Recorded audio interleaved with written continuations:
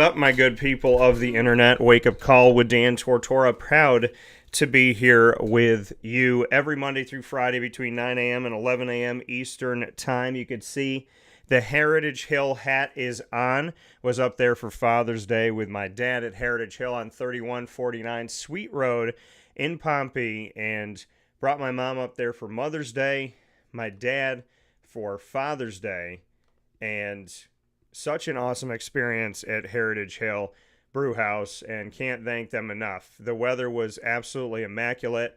I thank God for that. And on top of that, had a great Father's Day. The buffet was, let me think here what we had. We had prime rib, chicken tenders, some type of like deconstructed mozzarella sticks, steamed clams, veggies, which had sweet potatoes, and I love my sweet potatoes. So much good. Oh, and pulled pork, barbecued pulled pork. So I was spoiled, to say the least, for the food that we had at Heritage Hill, per always. So I want to thank Dan Palladino, Victoria Mattarell, and the entire team at Heritage Hill. And, of course, getting to rock this hat now in the studio. So you already see their awesome sign behind us. And now I got my Heritage Hill hat to go out and rock in the community and beyond. So Heritage Hill, our exclusive studio partner. You could find them, like I said, on 3149 Sweet Road in Pompey, New York. Out in the country and in the city life, you'll find them on 628 South Main Street in North Syracuse, New York, at their newest location, Heritage Hill North, the home of our CNS North Stars live on-site broadcast. A lot of great stuff coming up for you as we start off the week this week. I'm ecstatic about everybody that's going to be on the show this week. Every single time I get to sit here in the studio, it is a blessing from God. And every time that you watch and you listen, it's an honor, and I appreciate that. So to the blessings of God, let's treat them well and let's do well with it. Let's have some fun. Inside of Ma and Pa's, you know they're the snack capital of the world. You'll find them on 201 7th North Street in Liverpool, New York, to see exactly what I mean, with homemade lemonade, cotton candy, freeze-dried candy, a huge assortment of that, chocolate-dipped pretzels, chocolate-dipped Oreos, and over 70 flavors of kettle corn, popcorn, including their old-fashioned caramel corn.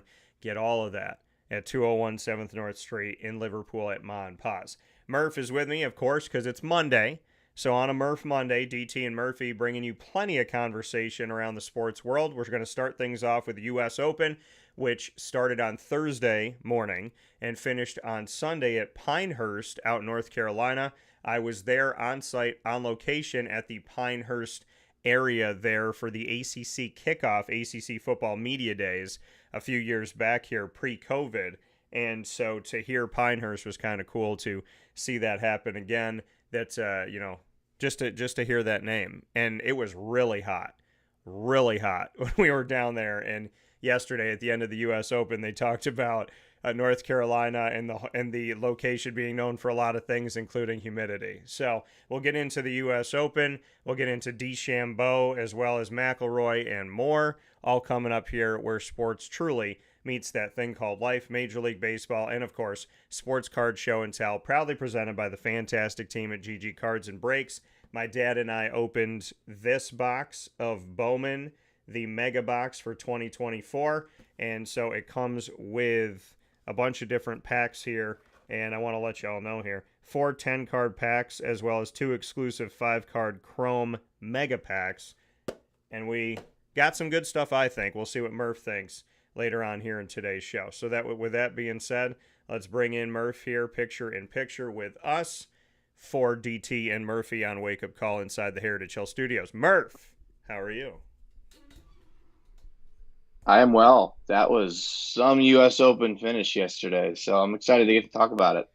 Yeah, man, listen, this was, it was a lot of fun to watch. The cool thing about the U.S. Open and the opportunity that I have is that, obviously I'm happy to have my dad here on this earth. I'm happy to have the opportunity to sit with him and talk with him. He is a huge golf fan, and Dad and I watched it last year on Father's Day. So this year we went out, like I said, to Heritage Hill Brew House, and then we went and played mini golf. So we got some golf in ourselves. It was hot yesterday. Not too hot. I shouldn't say it was hot yesterday because it's supposed to be hot this week. It was a nice breeze yesterday, but we were wearing pants, so it was a little bit hotter. Dad and I got to go play mini golf. He told me that he wasn't even going to add up the score because I had won, so that's good. And we had then we went back to the house and had the opportunity to watch once again the U.S. Open, which was nice to do something we did before to do it again. So I'm going to unleash you on this, Murph, and get your thoughts for the U.S. Open this year that started on Thursday and ended on Sunday. Overall thoughts? Unreal U.S. Open this year. Anytime you get to go to Pinehurst and play that historic golf course, arguably that resort, Pinehurst Resort, is the home of golf in America, right? Over in the UK, or in Scotland, you have the home of golf at St. Andrews. But Pinehurst is basically that in the States. So there's 10 courses there now. They just opened up number 10 this year. You got the Cradle, which is the par 3 course, and then you've got this crazy, crazy putting course, like a giant putting green, which is really, really cool. But yeah, so getting Pinehurst number 2 for the U.S. Open is always historic, always a great thing. It was the 25th anniversary of Payne Stewart's win in 1999. As most of you know, he tragically passed away in an airplane crash later that year.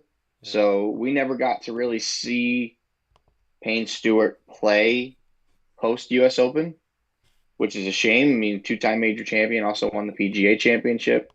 I believe it was 1989 that he won the PGA Championship. But yeah, Payne Stewart is a guy that's synonymous with Pinehurst. Bryson DeChambeau, our eventual winner, it was always a big fan of Payne Stewart. He doesn't do it as much anymore with the cap, but paid tribute to Payne Stewart with the cap that he wore. We saw it in the 2020 U.S. Open. Yeah. He did bring it out at the trophy ceremony, but he had a pin on the back of his hat that had Payne Stewart's iconic pose after he sunk the putt to win the 1999 U.S. Open. And I've always thought that was a really cool gesture that Bryson does. It's a really cool tribute to, one of the game's most iconic players and, one whose life was tragically cut short. Yeah. But what a finish. I kind of want to let you dive in here, and I'm curious. I want to hear your thoughts a litlittle bit too, because you got to watch it and see it as well. Yeah. So I don't take up like 10 minutes on my own, as you know, I'm accustomed to doing. But yeah, it was an unbelievable finish. We're going to get into that here shortly. Yeah. I mean, getting, like I said, for me, it's the opportunity to get to do it with my dad. Get to watch it with my dad and see that means a lot to me. Because we've watched different things, but like growing up as a kid, I was never really interested in watching golf. And so now as I've gotten older and knowing like just having this time with my dad and having the opportunity to watch it with him has been really special. So first and foremost, I want to thank God that my dad and I get to do that. The second part of this is the fact that Payne Stewart is one of the main reasons why I've had any connection to golf. There was a time where I was trying to decide, I think, if Payne Stewart or Tiger Woods was my favorite. I also love Davis Love III. And anytime Davis Love played, I would tell my dad, just seeing that name, Love, it just made me want to root for him. As simple as that is. Because I was a kid. And Payne, he was just fun to watch. He was different. He wasn't your typical golfer. His energy was different. I had the opportunity to meet the actor that played Shooter McGavin and interview him from Happy Gilmore. And Payne reminded me, not of like the mean side, but Payne reminded me of the emotion. He reminded me of like, he's going to wear the hats he wants to wear. He's going to, yell out and have that fire. he's going to show you that just kind of Payne personality. And when he passed away tragically in the airplane accident, it was very surreal, humbling, reminding of how precious time is. And I do remember that. You know, they talk about things that you remember in life. Like I can walk you through 9/11 and a bunch of things that happened that day in my life. And Payne Stewart passing away, like that's something that is clear to me. I'm sad, obviously, that he didn't get more of his life. I'm sad that we didn't get to see more. But knowing that Bryson DeChambeau honors him, and I didn't know this, but I've covered SMU for many years. And Mm-hmm. the fact that Bryson DeChambeau and Payne Stewart both went to SMU, and so them winning the U.S. Open and owed back to the Mustangs at Southern Methodist, that to me is really cool. They're right out in the Dallas area in Dallas, Texas. So, and I actually was texting back and forth wishing a happy Father's Day to Rhett Lashley, who's the head football coach out there. So to see that SMU connection makes me even feel even more connected to Payne, and seeing that with Bryson too. So I mean, honestly, mine for the US Open was my dad was thinking about Payne, and it was just interesting because I had talked about Payne within the last couple days, and I had no idea Bryson's connection. I didn't follow Bryson that much in Mm-hmm. that respect. And I mean, I know his name. I know we've talked about him on the show. I know he's won recently. But to hear that connection and then just kind of sit back and go, like, and I kept saying to my dad, I'm like, I just talked about Payne Stewart.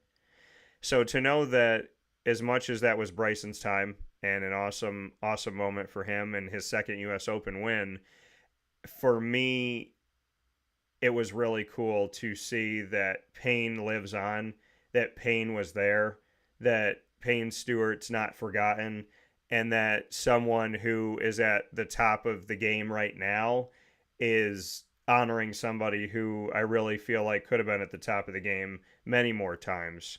So, I mean, yeah, my dad and Payne Stewart were in SMU. Those were the coolest parts for me. And of course, those of you that are on social media, you know that I had predicted Rory McIlroy, so that last putt really hit me special. Yep. So I would love to get your thoughts. Mm-hmm. Yeah. Yeah. Yeah, so I'll kind of go through a little mini recap of the final round here. You know, just to sum up the first 3 days, you had Patrick Cantlay and Rory McIlroy both shoot 65 on the opening round. I believe Bryson shot 67 in the opening round. Rory ended up continuing to hold the lead after round. Actually, no, Ludwig Oberg had the lead after round two. He didn't have the best day on Saturday, so he started to fall back. Bryson ends up taking the lead by 3 shots going into Sunday. So he's 7 under. Matthew Pavone and Rory were tied for second at 4 under par. So Rory, we knew, had to play pretty well in order for him to do anything. Patrick Cantlay was 3 under, so he was paired with Rory in the second to last group. Pavone was with Bryson in the final group. But starting on getting into the back nine, which is really where things started to get interesting. Bryson had his struggles off the tee. He was finding the waist areas and those little pockets of like fescue and everything. Yeah. I forget what they called that. But he was finding that little waist area a lot off the tee, and that's not like Bryson. And what's really not like Bryson is that he was losing it right, and he never loses it right. He's a guy that if he's going to lose it, he's going to lose it left. But he had a lot of balls that he hit into that waist area, but he managed to get up and down a lot, right? When he gets to number 10, Rory, I believe, made birdie and tied for the lead on number 10, which he did. Bryson had the layup out of the native area. That's what they call it. Bryson had the layup and hit a wedge. Hit a really nice wedge shot and made the birdie to get back to 7 under par. Yeah. You had Rory continuing to roll the putter well. He got to, I think he made birdie on the 12th. Bryson made a really good up and down on 11. Cantlay started to fall out of contention. He made a bogey on 12, so he started to fall in contention. Rory drove it over the green on 13, the drivable par 4, and he hit a really nice chip shot and made that putt. So Rory took the lead on his own, and then Bryson on 12 got himself in trouble by hitting one into the native area. Didn't hit a very good next shot, and then missed his par putt, so he ended up making a 5 on the hole. So that was a 2-shot swing over the course of one hole. The very next hole, Bryson drives the green, has a 25-footer for eagle, left it just barely short, so then he goes and taps it in. Yeah. Rory missed the green pin high on 14, chips it to about 4 feet, and makes the par, so a really nice up and down for him. Rory got on the par 5, on the par 3 15th, up against it behind the. It's hard. I've never seen this before, so I'm trying to follow everything and see if it's in order. Pull the 18th off of memory. But Bryson ended up getting tied for the lead again after Rory 3-putted the 15th. Because Bryson 3-putted I believe the 13th. So he 3-putted for bogey. Rory then 3-putts for bogey. So now they're tied again at 15 under. Bryson hits a really good iron shot on 15. Rory hit it into a good spot on 16. Bryson made par. And Bryson made bogey. Oh, the 3-putt was on 15. I'm sorry. So Bryson makes the 3-putt on 15. So now he's 2 back because Rory ended up making a birdie. Rory then 3-putts on 16. Bryson hit a solid approach. Believe made par on 16. Yeah, that putt did look good the whole way. Rory was in the bunker on 17. Got up and down, really had a really nice up and down. Bryson hit a pretty good shot, 2 putts for par. Rory bombs his drive on 18. This is where I can go off memory. Rory bombs his drive on 18, hits a pretty good iron shot, had, I don't know, maybe 20 feet or so for birdie.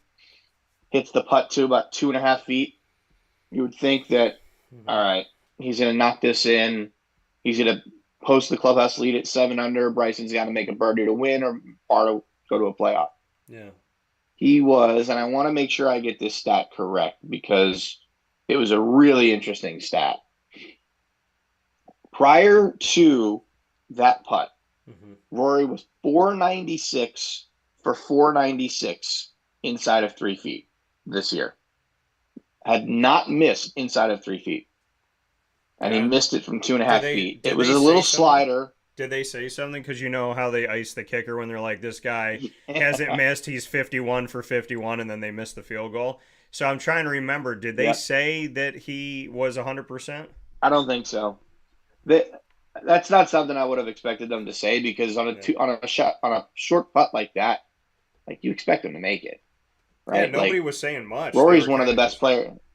I was just saying, like, they weren't saying much of anything. They were just kind of like, I mean, they showed him up there. They showed him on the green, and it was kind of like, okay, it was almost like looking like an implication of he's going to make this, and then it's going to be off Yeah. to DeChambeau. It wasn't. It wasn't like, oh, this could not go well. By the way, Rory, Hmm. don't feel bad because you went to the right side. My dad and I hit and curled around the left side of the cup in putt putt like 150 times yesterday.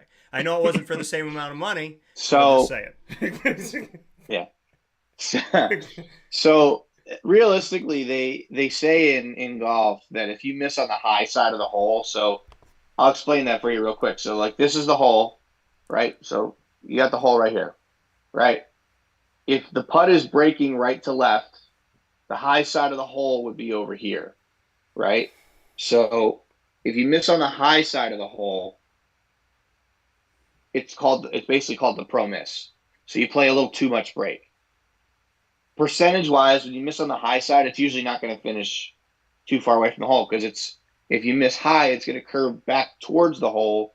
It could still curve away, but more likely you're going to leave yourself with a 2-3 footer at worst. Yeah. If you miss on the low side of the hole, as Rory did on that same putt that's going right to left, he'd miss down here, right? So that putt, if you miss, is going to continue to move away from the hole. So, I mean, obviously he barely missed it. Like he had a tap in. Yeah. But like if you're hitting a 7-8 footer and you miss low, you could still have a 4 or 5 footer coming back. Whereas if you miss high, you might only have a 1 or 2 footer, like a little tap in.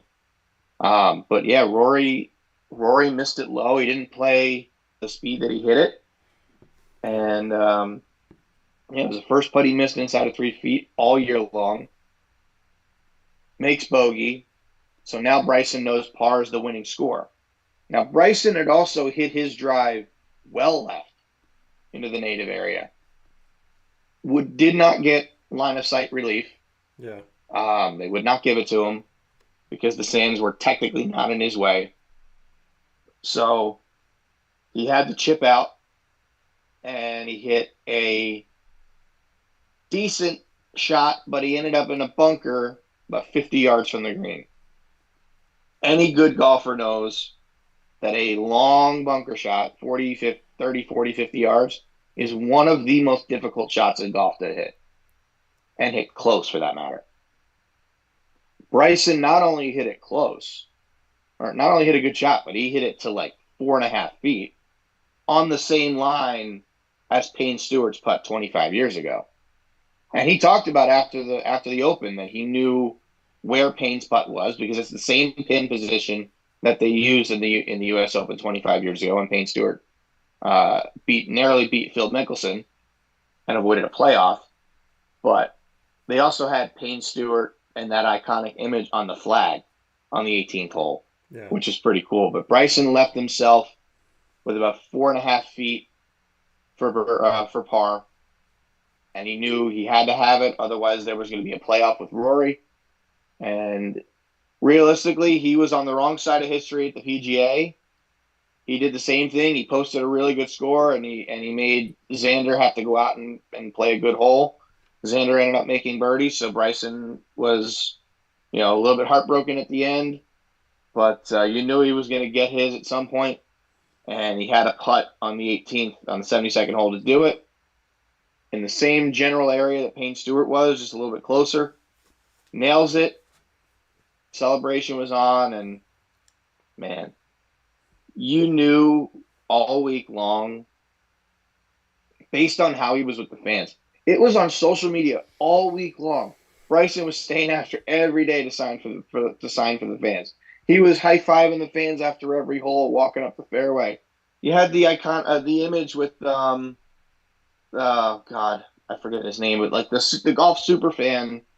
He's like disabled. He's in like a wheelchair. I don't know what disease he has or anything, but I know Rory gave him a ball as he was coming off. I think it was the 13th or 14th hole. Bryson stopped, gave him a high five, signed his hat, and then was high fiving the fans going up the rope until he got to the tee box. And he was doing that all week, man. Like Bryson, one of the few guys that has gone to live and probably gotten more popular among golf fans. And that's an amazing thing to do. Now, he talked about the YouTube and, what he does on there to, enjoy himself and be able to post content for everybody. And he talks about like being himself when he's on YouTube and Yeah. how the fans really love that. I mean, just last week he posted a match against, I think it was against GM Golf, where he used a full set of hickory golf clubs and dressed up as they did in the late 1800s, early 1900s, with the cap, with the suspenders, with the knickers, with the socks, everything, and it was really really cool. I didn't get to watch that whole video yet, but still, like he posts videos like that all the time. He'll post like short little matches and little lessons for people, and it's so cool that he does that, and he's a man of the people. He really really is. So it Yeah. was really cool to see him win. Got to see him raise the U.S. Open trophy again on Father's Day. He lost his father shortly after the 2020 U.S. Open win, so he was definitely feeling that one. He felt that Payne and his dad were there with him the entire time. Yeah. So it was a credit to his his fight, his resiliency. That tournament could have gone either way, right? Rory makes that putt on 18. They're playing in a playoff because where Bryson was, I could see he would have probably been more aggressive. But regardless, I think they would have played in a playoff. Now, that would have been an epic playoff And they said between Rory and Bryson. they had So made, they have recently shortened the U.S. Open playoff format. Yeah. I believe it was a 3-hole aggregate. And then if it's still tied after that, then you go to sudden death. It used to be an 18-hole playoff. Yeah.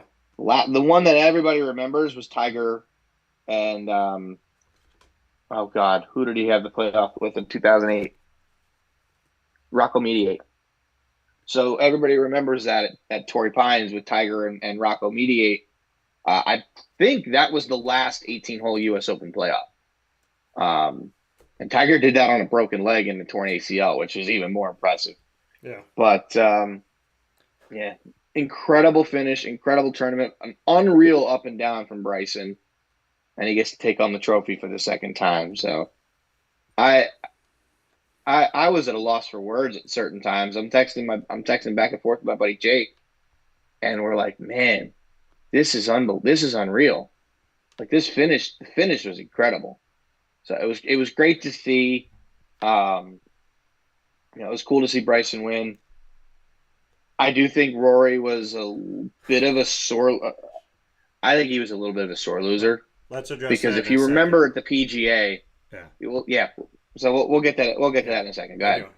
I do want to get to that in a second. I do want to make a note here off of the things that you're saying here. And so, like you said, his father, Bryson's father, having passed, and him feeling like him and Payne are there, seeing that emotion and seeing that connection and that realness when you hear that conversation afterward meant a lot, and again, my favorite part of the US Open was watching it with my dad.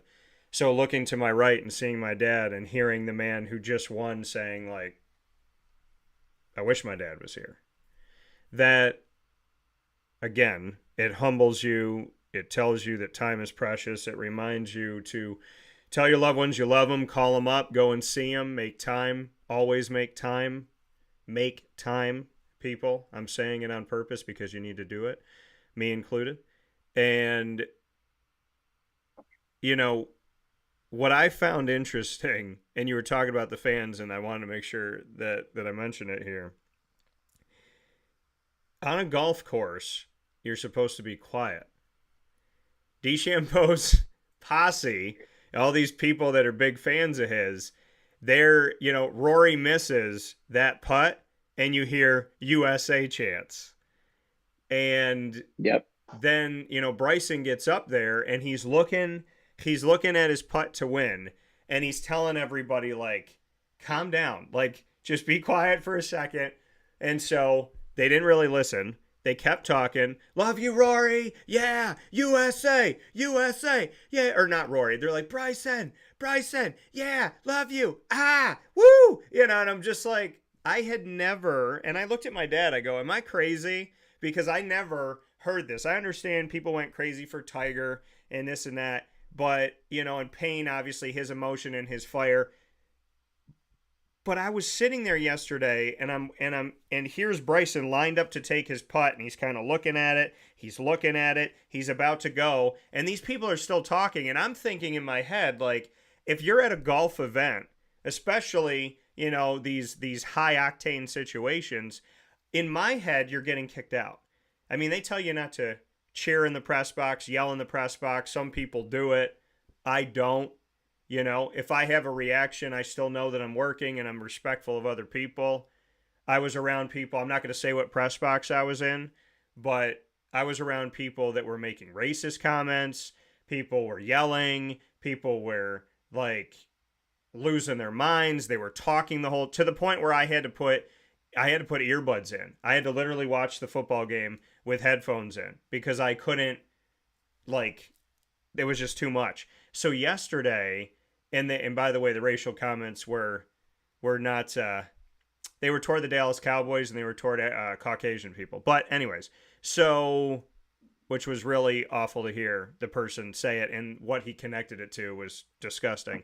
But anyways, so yesterday, I'm sitting here thinking to myself how I conduct myself as a media member. And I'm also thinking that if I was ever at a golf event, I would be afraid to whisper. And yesterday, they just were going and going. And I'm looking at my dad. I'm going, is this normal for the U.S. Open?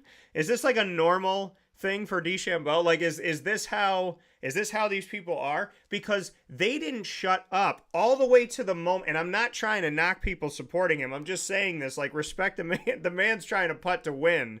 But right before he literally pulled back and hit it, it was yeah, DeChambeau, hey, yeah. And I was just like, I know. Is that a normal thing, Murph? Because I don't think it is. It's not a normal thing, but I mean, it is normal to see the crowd cheer after a really big shot. After, if you remember last year, yeah. Well, as soon as the ball is hit, they'll start cheering. Yeah. And then, for instance, last year at the PGA when Michael Block made that hole-in-one on the 15th hole, after he hits the shot, the crowd went nuts after he holes it. And he had no clue what was happening. But realistically, you typically will see that once the shot is hit.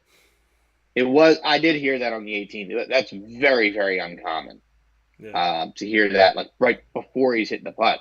I'm surprised Bryson didn't let me hey, let me make the putt first. I feel like if he had missed it, I feel like he would have gotten really upset because it was loud.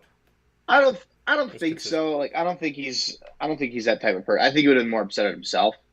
But at the same time, he knew exactly what that putt was going to do. He watched Payne Stewart's putt 25 years ago, and he kind of knew. He probably knew he was going to make it.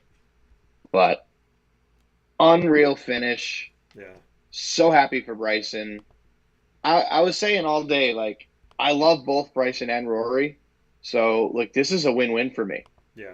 I either get to see one of my two of my favorite players on tour potentially go out and win it. Yeah. So that was the cool part about it. Yeah, no, I mean it was great. And I felt similarly. I was like, okay, well, we've talked about Bryson DeChambeau on the show before here on Wake Up Call. And when he won, I was happy for him. And Rory, obviously I picked him to win. I would have been happy for him. So I felt similarly where I was like, this is my prediction, so I'd love to be right on my prediction, but I'm not going to be mad if, you know what I mean? There's some people in the game where you're like, maybe they do this, maybe they do that. But Rory and Bryson, incredible talents. And I feel bad for Rory because the conversation should be on Bryson winning and everything that he's done and this and that, whatever.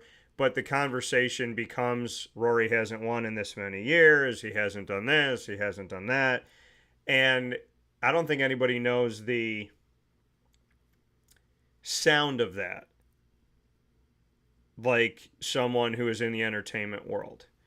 If you are a broadcaster, if you're an athlete, if you're a coach, if you're an entertainer of any kind, people have opinions about you all over the world. And I think where we should be celebrating a winner, sometimes the media is attacking the loser. Now, there is something that Rory did after this that I know Murph wants to get into, and this is not an attacking of the loser or focusing on what he did wrong in the sense of the game. This is a sportsmanship thing, and sportsmanship is very important to me. I would like to think that I was a good sport and played basketball most of my life and had people play dirty against me, and I would like to think that I was the guy that would take a charge and just get up and go about my life. Rory did not win, as we know, and upon losing, we did see him in the room. We saw him watching. They said on live television that they had asked for Rory McIlroy to comment, and he declined. So he did not do an interview there. And I know that you have some thoughts on that. And I will have my thoughts after your thoughts. Yeah. Realistically, it's the polar opposite to how Bryson handled his loss at the PGA. Bryson obviously was on the range. They had the big TV there where you saw fans, and obviously knowing that he lost, he immediately went over to find Xander and congratulate him. Mm-hmm. Went to talk to the media afterwards.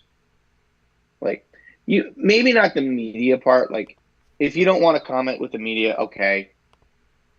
There wasn't even a shot of Rory shaking Bryson's hand and congratulating him. To me, especially in golf, that is very poor sportsmanship. I know Rory has his beef with Liv. He probably didn't particularly care for seeing another Liv guy win a major. But, I mean, all week long, it was Rory and Bryson. From, like, middle of the day on Saturday on, it was Rory and Bryson. The fact that Rory basically just up and left. Yeah. Tiger wouldn't have done that. Jack Nicklaus wouldn't have done that. Arnold Palmer wouldn't have done that. Payne Stewart wouldn't have done that. What makes him think that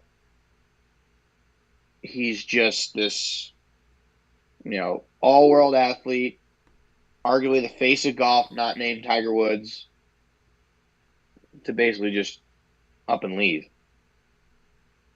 You don't have to do it for long. You stick around, you shake the man's hand, you congratulate him, you go home. Yeah. You don't want to talk to the media? Okay. I can understand that. But in my eyes, and it kills me to say this because I love Rory. Yeah. I think he was a bit of a sore loser yesterday. I can understand he was mad at himself for missing that putt on the 18th because he would have been in a playoff. He hit the 3-putt on 16 that arguably if he makes the putt on 18 and hits the 3-putt on 16, he wins. But I think he was a little bit of a sore loser yesterday. And it kills me to say it because I love Rory. Yeah. But the talk became that Rory is becoming a choke artist. This was his best chance to win a major since he won the PGA in 2014 at Valhalla. And he blew it. I don't think Bryson won this tournament as much as Rory lost it. Bryson battled, Yeah. but Rory kept him in it. Rory did. He blew it. And I think he knows that. So I can understand not wanting to talk, Yeah. but at least go shake the man's hand and congratulate him. Well, Come on. that's the It's thing. it's possible he did it behind closed doors before he left. Yeah. It's possible. But Bryson never went inside. Yeah. Bryson was outside the whole time. Yeah. Bryson was raking the bunker on the 18th hole, wearing his U.S. Open gold medal and holding the trophy. Yeah. I think that The bunker. I think what you would love to see when it comes to sportsmanship, what you would love to see is that after DeChambeau hits that shot, that Rory comes out live as this is happening, and after Bryson celebrates, and he celebrates, with his caddy and all that stuff, that Rory comes up and says, "Good game," and then walks away. I feel like there's moments of that I remember of Tiger Woods for whatever reason, and I think it's like you said, it's a quick exchange, but while everything's going on and there's this celebration, Rory just kind of stands and says, "Okay, let him have his time. He's doing all this. This is his moment. They're taking pictures, video, all this, whatever."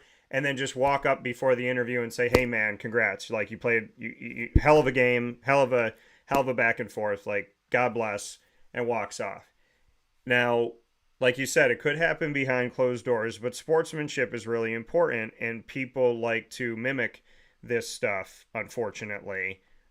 When it's good, it's great, but when it's bad, it's unfortunate. It brings me back to when my Raptors won in 2019. Now, the Toronto Raptors had come into fruition in 1995. Logo was released in 94, I believe. And I've been a Raptor fan since day zero. So, and everyone in my life can prove that. I actually found I think it's my sixth grade yearbook that I had colored purple and red and put Raptor stuff all over it. And at that point, I'm trying to think here now. Oh boy. I went to CBA, graduated in 03. So I think it was like, what, 97? Let me think here. 03, 02, 01, 2000, 99, 98, so 97. So I would have been, yeah. So they came out in 95. So that would have been 2 years into them being out. I remember LeBron James in the series against the Raptors. There was a few minutes left on the clock, and he came out of the game. He turned around, he put his head down, and he walked into the locker room. I never saw him come back out. I never saw him shake hands with anybody. He left when the game was still being played. Just walked out. And I thought to myself, I respect him as a player, as a talent. I respect his championships.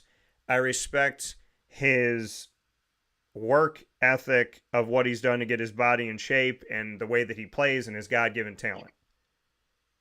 But I do not respect his decision making. I do not respect his selfishness. I do not respect his conceit.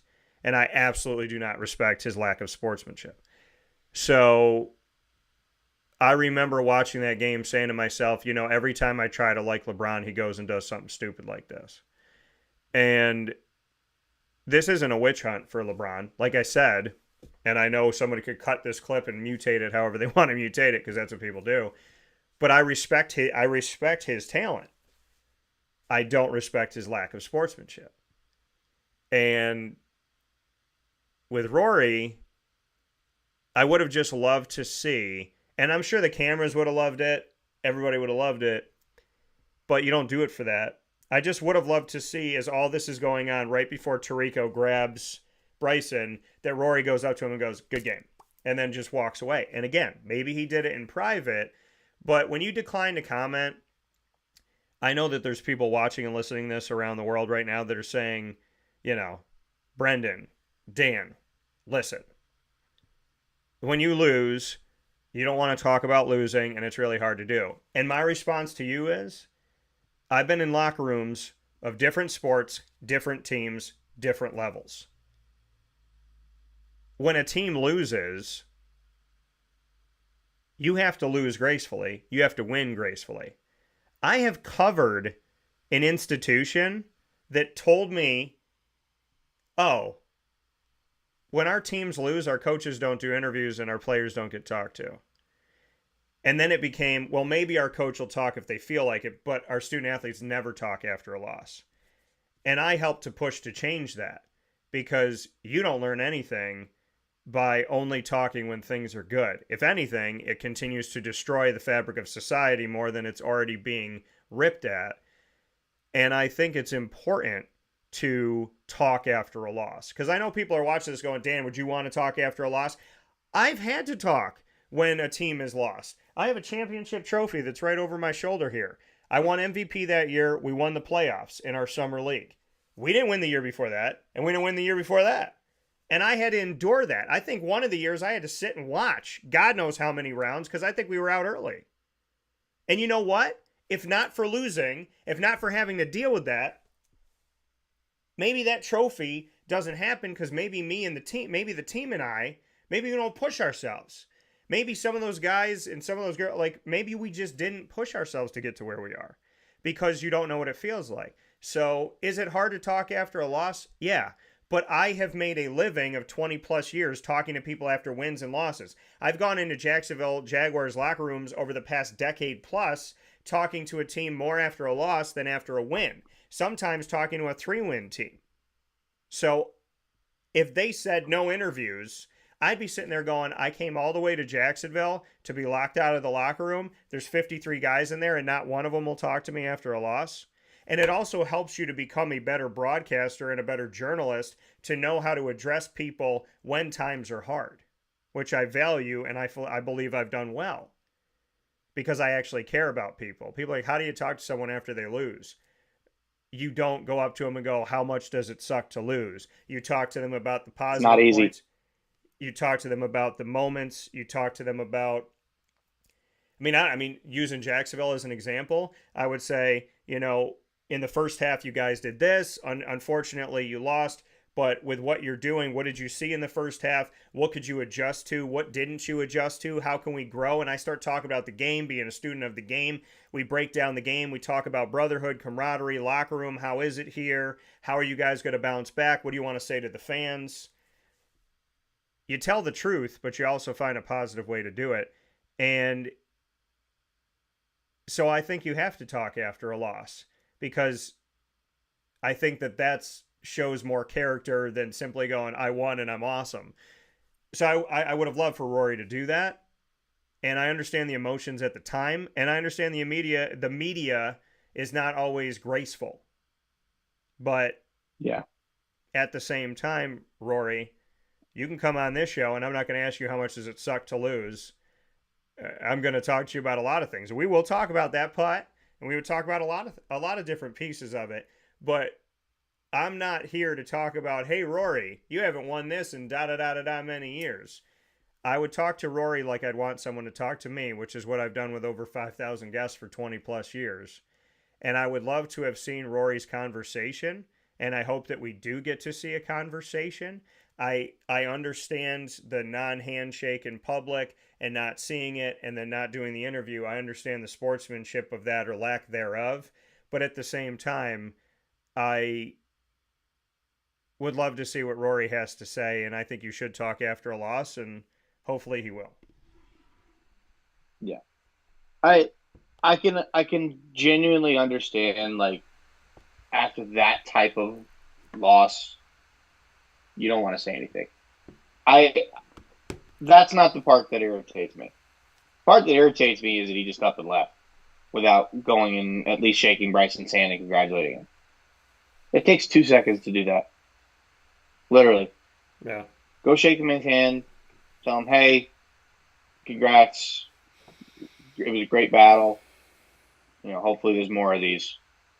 He says, thank you. They go their separate ways. That's it. Yeah. Nobody would be talking about this had he done that. Yeah. Nobody. Yeah. it would be a non-story. Yeah. But it just seems so unlike him, though. But maybe the emotions of the moment got to him a little bit. But this just seems so unlike Rory. Yeah. Because he's lost big tournaments like this before and not done this. Now he knows full well he lost that tournament. Yeah. He handed it to Bryson. I don't want to say he handed it to Bryson on a silver platter, but he certainly didn't make it difficult for Bryson on the last couple of holes. But he doesn't seem like the type of person that would do that. Yeah. Which is why it was so surprising. Yeah. I hope there was at least a congratulatory text sent. At least if he did that, that'll be, a little better. Yeah. But at the same time, like, come on. Like, this is something that it always happens. Now, more often than not, the guy that comes in second tends to be out of the final pairing. Had Rory been in the final pairing, there would be no story because there would have been a congratulatory handshake. But obviously he didn't get put in the final group. He played with Patrick Cantlay in the second to last group. And there wasn't. So, I mean, what sucks is like this is the fact that this even is a story. Like, This isn't something that we would think that we'd be talking about on a Monday morning after one of the best finishes to a U.S. Open that I've ever seen. Yeah. And I mean, it was a shame that it ended the way it did for our sake and for Rory's sake. Yeah. But you don't forget it. You don't forget. No, you don't forget what LeBron did. You don't forget Bill Belichick walking off the field, not shaking hands with the coach and going to the locker room. You don't forget the lack of sportsmanship. You can do the sportsmanship right a billion times and people don't pay attention to it. It's like being a punter. Mm-hmm. When you punt well, nobody says anything. But the moment you shank a punt, people lose their minds and throw their beer, which is insane. But you remember those moments. I remember Bill Belichick not shaking hands. I remember Arthur Blank walking across the field, swearing and saying the F-bomb to the coach across from him last season to end the regular season for the Atlanta Falcons. Oh my God! I remember that LeBron was James. Hilarious. You know what I mean? It's like you remember those moments, and the thing is they showed Rory in that room over, like watching it over and over. Like he finished, he came off, he went into the room. He's watching Bryson in the room. They go back to him in the room. Then all of a sudden I thought he was still in there. I thought he was there, and then is it Pavon? There was, and he turned and he shook hands with Bryson, and I'm sitting here thinking like I thought quick. I was like, oh, that's Rory, because that's where Rory had been standing, and I was like, oh, that's Rory, and then I'm like, oh, that's not Rory. So that it is, and it's a horrible. I mean, it's not, and again, wake up call is not a place for attacking. You have an opinion. We talk about things, utilize people as examples. I'm not attacking LeBron. I'm saying I don't respect LeBron for what he did, and that's because I care about sportsmanship. But I would say that if it was Damon Stoudemire, I would say it if it was Michael Jordan, I would say it if it was Luka Doncic. It doesn't matter. So in the case of it's more about the sportsmanship of it, it is sad to see with Rory, but like you said, it's atypical of him. Let's remember, Rory filed for divorce and then pulled the file for divorce. And, so you talk about with Scotty Scheffler where he gets, handcuffed and taken away and then comes back 2 hours later and he's got to play. Rory, it's in the news that he was supposed to be getting a divorce and now he's not getting a divorce and he's got a little kid. And then he plays right after this news comes out. So that could be on his mind too. There could be stuff going on at home because what we fail to do a lot in society is forget that sports figures and entertainment figures are people. They have thoughts, they have feelings, and I would imagine somebody who's getting divorced and then all of a sudden not getting divorced and maybe going to try to work it out, maybe that affected Rory. Maybe the emotion of everything and then losing on top of everything happening at home. I'm not saying it was right to just walk away, but let's remember, not everybody's divorce is put out in public, or divorce and then not getting a divorce and the back and forth of it. is put out in public. People were coming up to me talking to me about Rory's divorce like we're friends. So, I mean, people forget how crazy that is and how unfair that is to people that are in the public eye. Yeah, absolutely. And you hit the nail on the head that there's very well could be other things going on. And it really is not like him. Yeah. Like, this is not something that we would normally see from Rory. I do, however, think, and again, this is just my opinion, I do think the fact that it was another LIV player that won probably irritated him. He has been very outspoken of his distaste for LIV golf from day one. He wasn't really talking with the guys that went over there. You know, they've kind of sort of, he's kind of sort of stayed away from that and shied away from the LIV guys. Yeah. So could that have something to do with it? Maybe. You know, but it's one of those things where I don't think I don't think that's something Rory normally would do. I firmly believe that you know, Rory is just that guy that is the ambassador for the game of golf that he is. Yeah. Yeah. He lost a tough one and kind of just wanted to get out of there. Yeah. So I get it. Right? But at the same time, like, in golf, sportsmanship is everything. Right? At least go congratulate the guy that beat you. Right? If he finished 15th, all right. Go home. Like, don't worry about it. But you saw, like, Sergio Garcia hung out, congratulated Bryson. Yeah. I forget the other guys that were there, because there were some other guys there that were congratulating him. But yeah, I would have realistically, like, I would have too. Right? I would have hung out because it was a crazy finish. I would have hung out because I would have been like, I'm in the U.S. Open. Granted, this is awesome. Now, granted, if I finished when Scotty did, yeah. Scotty was done before the leaders teed off, I think. Yeah.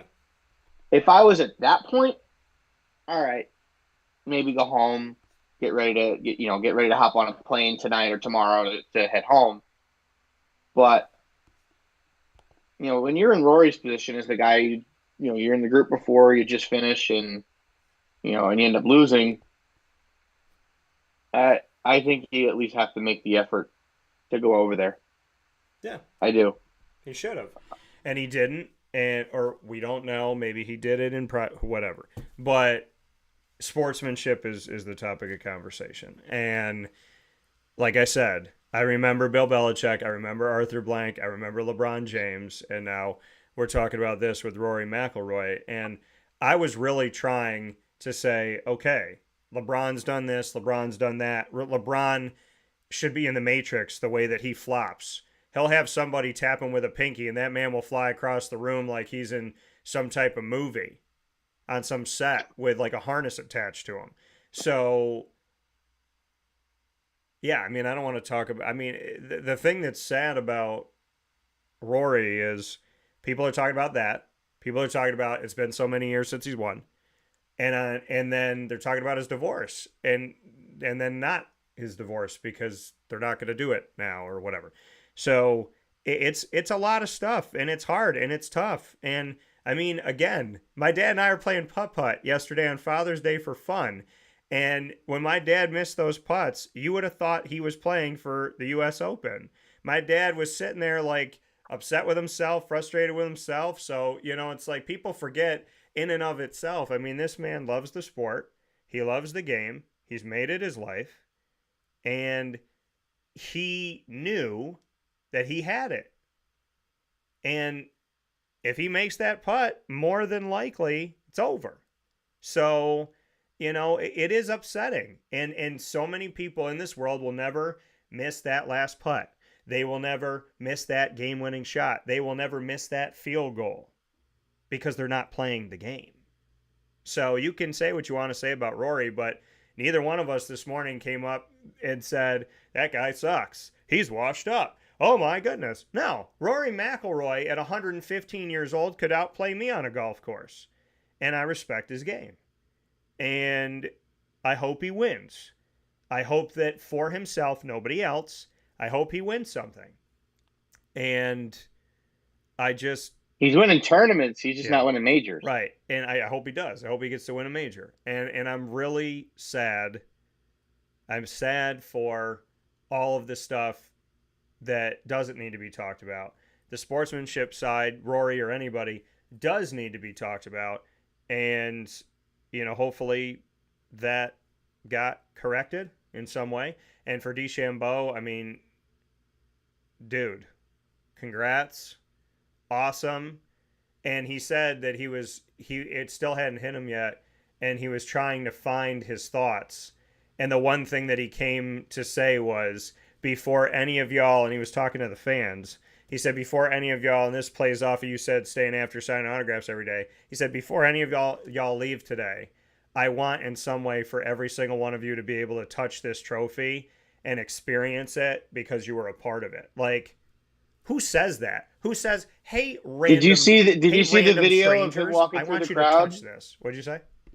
Did you see the video of him walking through the crowd with the trophy, and everybody was touching the trophy? No, but I doubt everybody got to touch the trophy, but yeah. It seemed like there was a good amount of people. He was walking through the crowd, and everybody was getting their chance to touch the trophy. And that was his thing. It's like, you know, these people. You know, some people are thinking about the money. Some thinking about people about the power. I'm gonna go drink tonight. I'm gonna party. I'm gonna get on my private jet. I'm gonna sleep with this trophy. What does he say? Hey, I hope every single one of y'all gets to touch this so that you can actually feel this moment. I want you to touch my trophy. I want you to experience my win because I consider you valuable. Like, what? So on one side, we're talking about this stuff, and on the other side, we're seeing a selfless, passionate. He made his victory in the U.S. Open about his father, about Payne Stewart, and about the fans. That's class, DeChambeau. That's class, baby. Absolute class. And you could tell all week long that he was the one that the fans wanted to win. You had to know that. So, you know, looking at what he did and how he was able to overcome his issues with the driver in the final round and then still go on to win, it says a lot about his resiliency as a player. Yeah. It says a lot about his character, that regardless of what was happening, he'd still, you know, high-fiving the fans and, you know, getting the crowd pumped up as he would hit shots. It says a lot about him as a person. Yeah. And I read something yesterday that was talking about how, you know, like early in his career, he didn't really understand, like you didn't necessarily see him doing stuff like this. But now he gets it. Like doing the YouTube thing, he truly gets it. Like the fans love him. So the fact that he's willing to interact with the fans and, you know, sign autographs for so Saturday night after he comes off the range,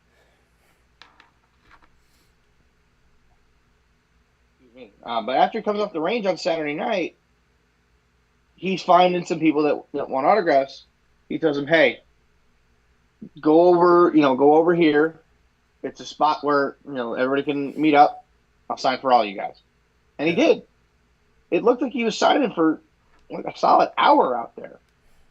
Even last night, after he won, he was still there at like 9:30, 10 o'clock at night. He was signing autographs. Yeah. He is truly all about the fans now in his career, and I think the people love him for it. And I respect the hell out of the guy for it. I'd love to meet him. I'd love to play golf with him, first of all. Yeah. But I'd love to meet him and you know, just see, you know, ask him like what types of things, or like what things that really get him excited with the crowd. Because it seems like in like the last 10 years, or not the last 10 years, like last 4 years since he started doing the YouTube thing, that it's gotten like this. Yeah. Which is amazing. And I absolutely love to see it. So, tip the cap to Bryson. Yeah. Thrilled for him. I can't wait, and I hope that he had something going on. I can't wait to see a YouTube video about this. Yeah, and I mean, I'm sure there's going to be YouTube videos. See, what I would have done is I would have taken the trophy, I would have dressed it up, and I would have done one of my character voices for the trophy and done some funny YouTube video or something like that. I would have had a really good time. I would have done like Joe Pesci winning the trophy going, "Oh my God, I can't even believe. I mean, can you believe the thing is sitting next to me? Like, look at this. I'm going to drink something out of here tonight. I mean, I'm probably going to have some Grey Goose and martini. I don't even know what I'm going to drink, but I promise you. I'm going to be swimming inside of this thing when I'm done." That's literally Joe Pesci. Oh my God. But like, you know what I mean? It's like, I would have been having fun. I would have lifted up that trophy like Mickey. I would have been like, "Oh boy, who's my new pal?" You know what I mean? I would have just been having fun with it. So, DeChambeau, if you need some help with YouTube videos, I'm happy to do that. We're going to take a step aside for a fast break. And when we come back, we spent over an hour talking about golf. Get it, baby. When we come back, Major League Baseball and Sports Card Show and Tell, proudly presented by GG Cards and Breaks. You are here on DT and Murphy, which starts off your week on Wake Up Call every Monday from 9 a.m. to 11 a.m. Eastern Time inside of the Heritage Hill Studios. Stay with us. You better.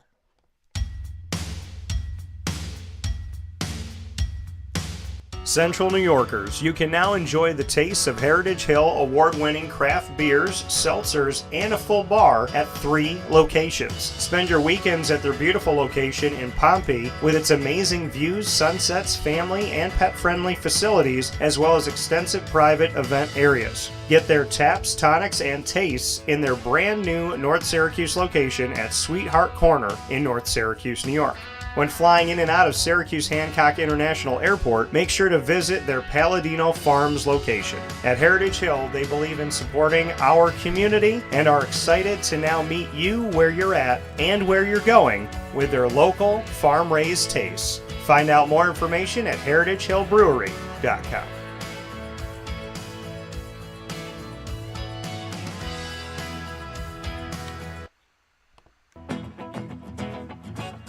Hi, this is Amy from Mother's Cupboard, home of the whole frittata. We are open daily 6 a.m. to 1:30 p.m. For takeout orders, call 315-432-0942 and tune in to Wake Up Call with Dan Tortora for our monthly food challenge and try our Wake Up Call signature menu item available 7 days a week. Here at Mother's Cupboard, we are Central New York, and it's our honor to serve you. Ma and Pa's Kettle Corn and Popcorn Factory remind us that every day is worth celebrating at 201 7th North Street in Liverpool, New York. Open Monday through Saturday in-store and always online at maandpaspopcorn.com. Serving our Central New York community and beyond, order anywhere, anytime at maandpaspopcorn.com. Stop in to get a tin at Ma and Pa's on 201 7th North Street in Liverpool, New York to get your half-price refills for the rest of your life.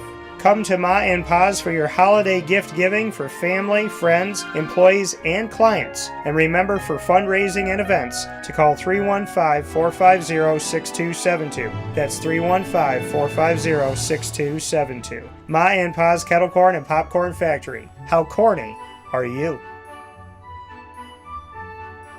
This is Jimmer Sikowski, owner-operator of Chick-fil-A Cicero, 7916 Brewerton Road in Cicero, right in front of the Home Depot. I had a deep feeling that God wanted me to do something bigger with my life and to help people, help others. I kept putting Chick-fil-A in my life, and I realized as I was going through the franchise selection process that positively impacting the lives of others was really core to what we do here at Chick-fil-A. First of all, it starts with the food. The food is brought in fresh daily. We bring in local produce. we prepare to order in the kitchen. We hand bread our chicken. We hand spin our milkshakes. It's great food. It doesn't taste like fast food. I think the second thing is the way people feel when they come in a Chick-fil-A restaurant. It's different. We try to treat people with intentional kindness here, which is very different and deeper than good customer service. And so I think it feels remarkable for most people to come in a Chick-fil-A restaurant. And then lastly, the impact that we try to have in the community is very different. It's a big part of the expectation of every operator of a Chick-fil-A restaurant is that they're actively engaged in their community, they're a leader in the community, and they're making a difference. When they realize that what we're striving to do is to shine a little light in their life, that's a very, very different experience than you will have in any other quick service restaurant. And it's that remarkable experience that I think people will emotionally connect with.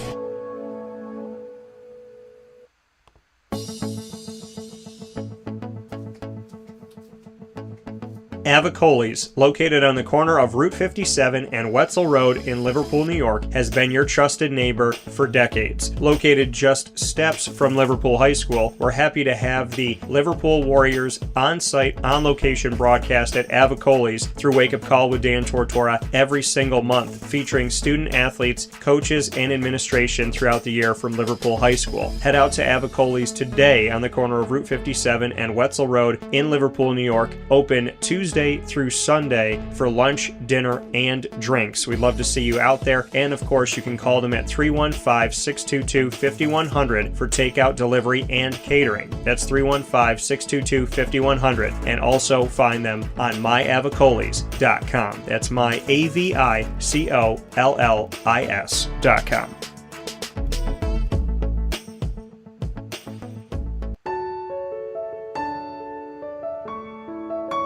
Having peace of mind when you're out of town that your furry-loving friend is safe and sound means taking them to Canine Campground, because we all know that when it comes to the love of our pets, it goes well beyond the call of duty to make sure they're safe and sound. Right, Lily?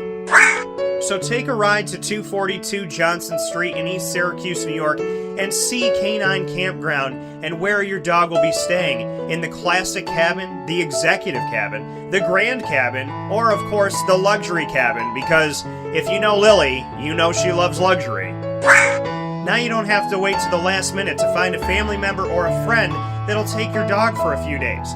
Call Canine Campground at 315-299-4013. That's 315-299-4013. Their drop-off and pickup times are Monday through Sunday. Check K9campground.com for more information. That's the letter K, the number 9, and campground spelled with a K.com. K9campground.com. When you're going out of town, bring your dog to Canine Campground.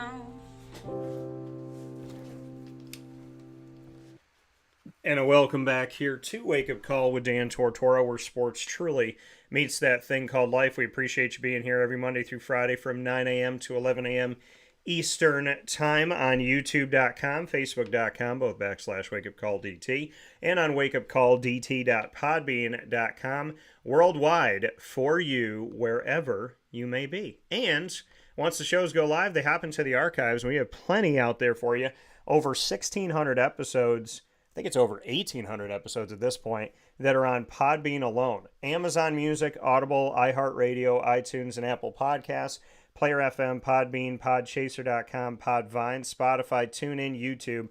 All you have to do is search Wake Up Call with Dan Tortora, or one word, Wake Up Call DT. On any one of these outlets, click follow, click subscribe. It's all free. And of course, you can go to any search engine and type in Wake Up Call with Dan Tortora, or just type in Dan Tortora, and you'll find our show, and you'll find ways to connect with us. So thank you to everybody that has. God is great, and I am very thankful that it has become easier and easier for you to find the show over time. I truly appreciate all the avenues that we have, and I thank God for that, and I thank God for you clicking on them. So much appreciation. Thank you for that. With that being said, me and Murph are here with you, DT and Murphy. We talked about the U.S. Open, as well as getting more into Bryson DeChambeau, Payne Stewart, as well as honoring all that has gone on here and these different thoughts and things that we've had, and obviously spending some time speaking on Bryson's father, and God bless him up in heaven, and may they always be together, because as I always say here on the show and in general, dying, Jesus destroyed our death, and rising, he restored our life. So to that rising of his father to heaven, God bless that, Bryson, and may he always be with you to guide you and help you and guard you and be the dad that he always has been and more. And we spoke about Rory McIlroy and hoping that everything on and off the green gets better for you, Rory. Now it's time to jump into Major League Baseball here on DT and Murphy inside of the Heritage Hill Studios on Wake Up Call. Murph, what's on your mind in the baseball world, which I'm excited that we're going to talk about baseball because the box I opened is all baseball, so it's going to be a perfect segue. But what are your thoughts on baseball?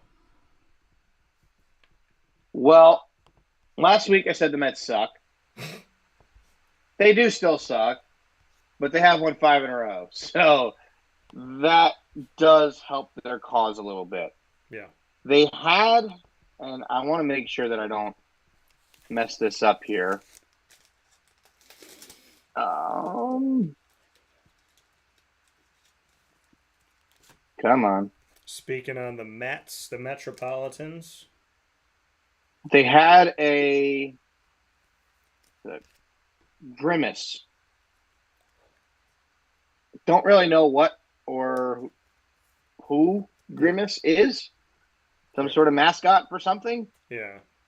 No idea, but Grimace threw out the first pitch on, when was that?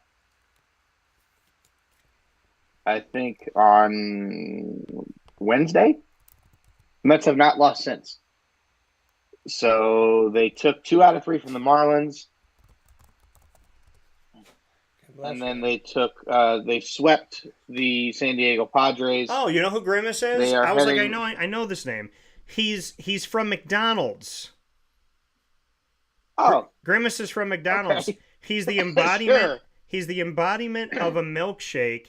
He's the thing that looks like a purple popsicle. I love Grimace. so I had no clue. Grimace. But they're going down to Texas, and we'll be heading up to Chicago. They've got 6 games this week. They play the defending world champion Texas Rangers, and then the Chicago Cubs, who are ahead of them in the wild card right now. Yeah. And then they come home for 2 against the crosstown rival New York Yankees. So they play the Bronx Bombers on Tuesday and Wednesday of next week, the first half of the Subway Series for 2023. So looking forward to that. J.D. Martinez has been at a unit for the Mets recently. This dude is doing nothing short of mash. Absolutely mash the baseball. I want to try and find his stats over the last couple of weeks, or the last week or so. So let me do this and let me do this. So over the last 2 weeks, he's hitting .316, 3 home runs, 12 RBIs, and 6 runs scored. Somewhat carrying this Mets offense. Yeah. Lindor's starting to hit. Alonso's finally starting to come around a little bit. Alonso's up to 232 and 15 home runs so far in this season. They're starting to figure out how to hit. They got Alvarez back. They're starting to pitch it relatively well. Senga's going to be back probably shortly after the All-Star break, so there's not much time left without him. McGill's looked solid. Manaea, well, his last couple starts haven't been good, but he had looked pretty solid up until recently. Quintana's done okay. They're starting to figure it out. Yeah. Do I think this is a team that's going to make a World Series run this year? No. But can they sneak into the playoffs as the last wild card team? Sure. Could be. I can see it. Yeah. 100%. Yeah. I will say this, though. I briefly mentioned that the Mets and the Yankees will play each other next week, the first edition of the Subway Series of the year. Garrett Cole is likely to be activated off the IL on Wednesday and pitch for the first time this year. Yeah. The Yankees, I believe, have the best record in the American League. Yep. Yes, they do. They have the best record in the American League. They have also the best record in all of baseball. 50-24, plus 124 run differential. Yeah. They're playing outstanding on the road. 28-14 on the road, 22-10 at home. They play Baltimore this week. That'll be a fun series to watch, but they get Garrett Cole back. That's scary. Yeah. Really scary. Because their rotation has been really good, even without him. Luis Gil's turning into a freaking Cy Young candidate. I mean, that rotation's done well. The lineup's been great. Aaron Judge is having another historic season. He's on pace for 58 home runs. Yeah. So, I mean, I don't really know what else to say there other than, the Yankees are going to be tough to beat. The Yankees are having themselves a fantastic season. Fantastic season. Let's just hope for their sake they don't choke. Oh, and as a Mets fan, I hope they choke. Well, when you look at it, I mean, who would have thunk? Right? Over these last few years. Last year I sat down doing a show at Avicoli's, our monthly Liverpool Warriors show. And we're there with Liverpool and we're talking and the coach said to me, "What's the problem with the Yankees?" And I looked at him and I go, pitching. And it was toward the, I think it was at the beginning of the season, and I said, besides Garrett Cole, who do they have? And they've been doing this thing over the years where they get one ace, and then who do they have? Or they have maybe two guys, but then who do they have after that? This year, Garrett Cole has not played yet in 2024. Your ace has been in the hole being injured reserve, being on that injured list, and look at what this team has done. Best record in the American League, best record in baseball of 30 MLB franchises, better than the Phillies, who have been hot and stayed hot, and we'll see if that continues to be. Without Garrett Cole, this team is leading the nation. So, with Garrett Cole back, what will the Yankees do?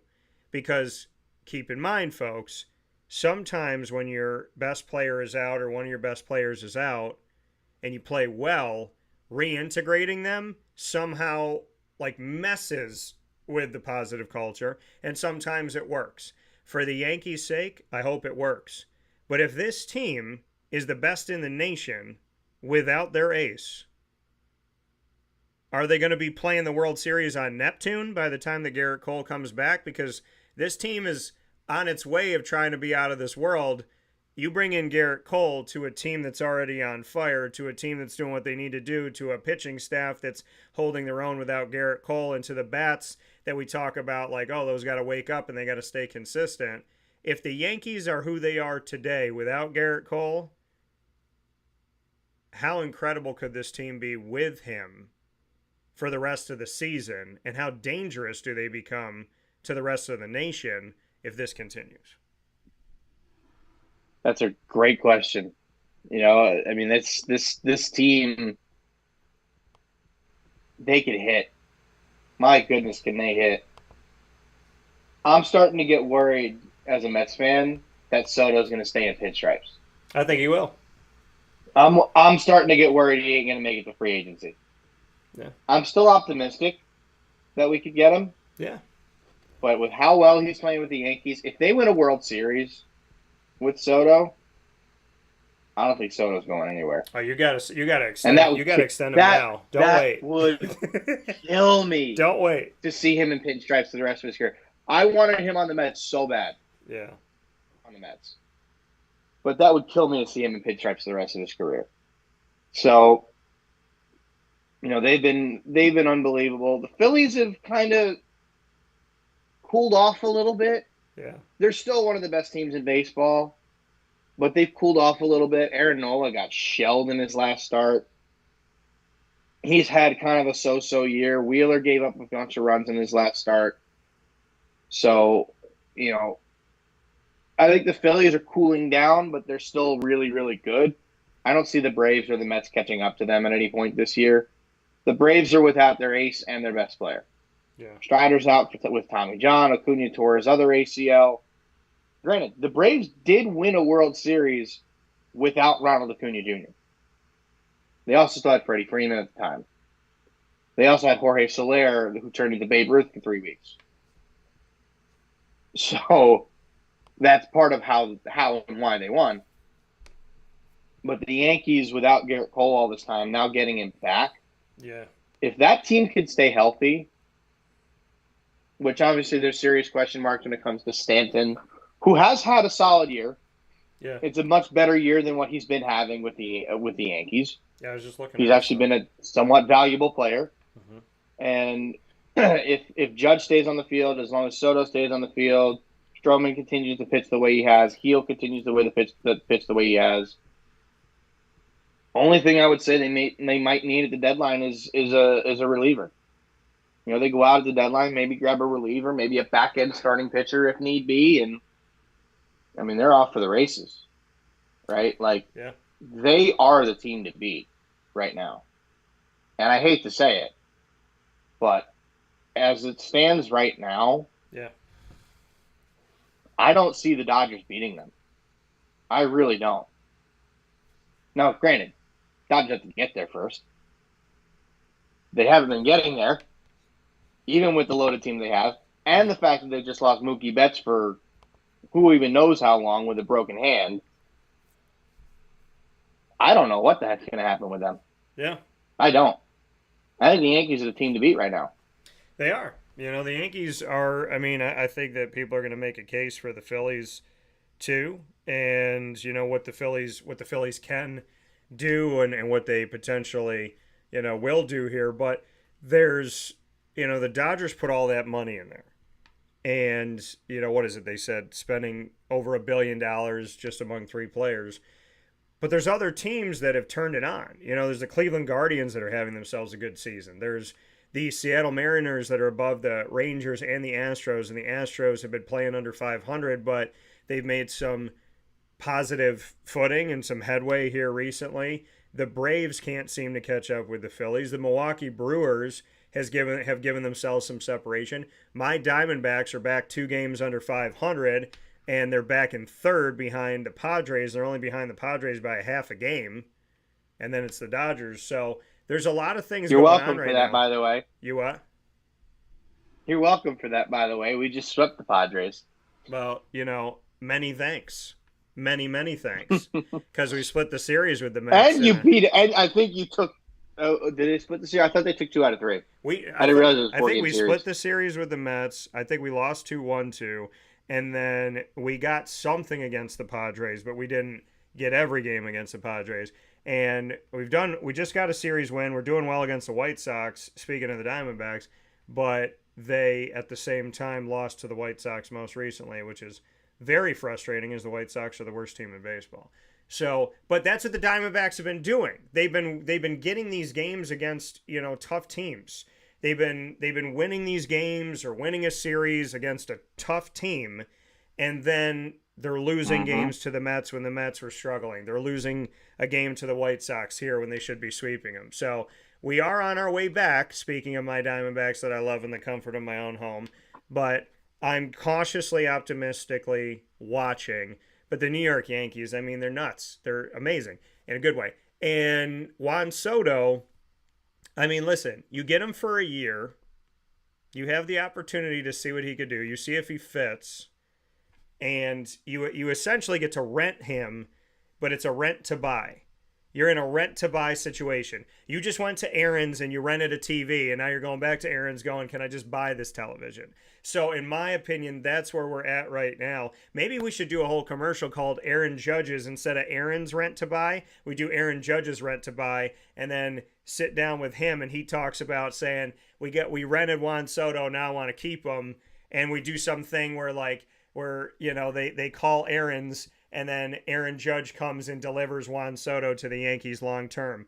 I'm telling you guys, I got the ideas. Just give me the money and let me produce the commercial. But Juan Soto, I can't imagine. You're having the season you're having. You're here with Aaron Judge. Garrett Cole's coming back. And everything's been, aces here for the Yankees lately. And the excitement that we have as we're going toward the break, all these great things are happening. Why would you, if you're Juan Soto, want to be in anything other than pinstripes? Because to me, I feel like it would be short-lived to experience a season like this, know what you can do, and then think about what you could do long-term. Listen, history sells the Yankees. Pinstripes sell the Yankees. The Bronx sells the Yankees. Being in that city life and the food sells the Yankees. I'm not gonna lie. I don't think the Bronx sells the Yankees. No, I think the heritage. Nobody wants to live in the Bronx. I'm saying the heritage. I'm saying the feel. Yeah. I'm saying the city. I'm saying the food. I'm saying all of that. The Yankees, the bright lights, the history, the pinstripes, that sells.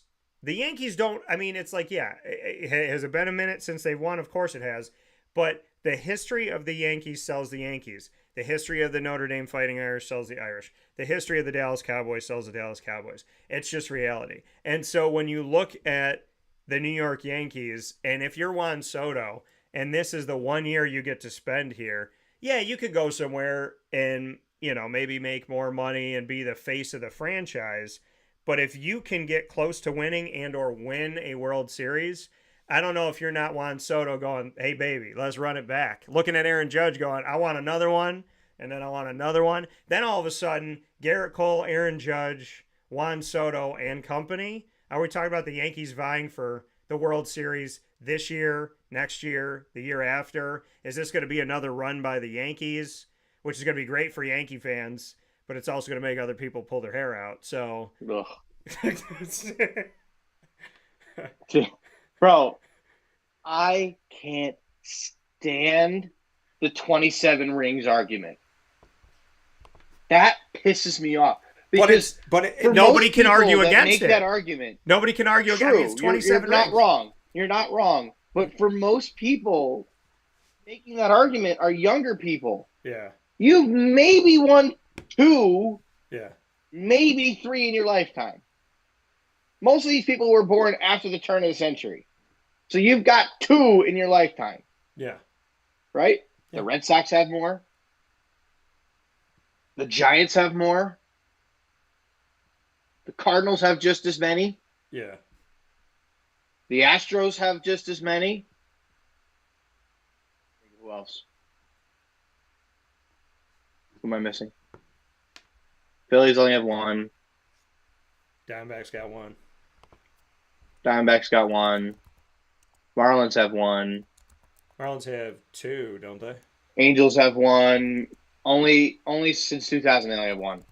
Oh, you're talking. You're talking about. They won in '97. Yeah, you're talking. They about won in '97. Recent. Yeah, you're talking about recent. I'm talking about since the start of the 20th century. Yeah. The Cubs even got 1. So in the 21st century, we have.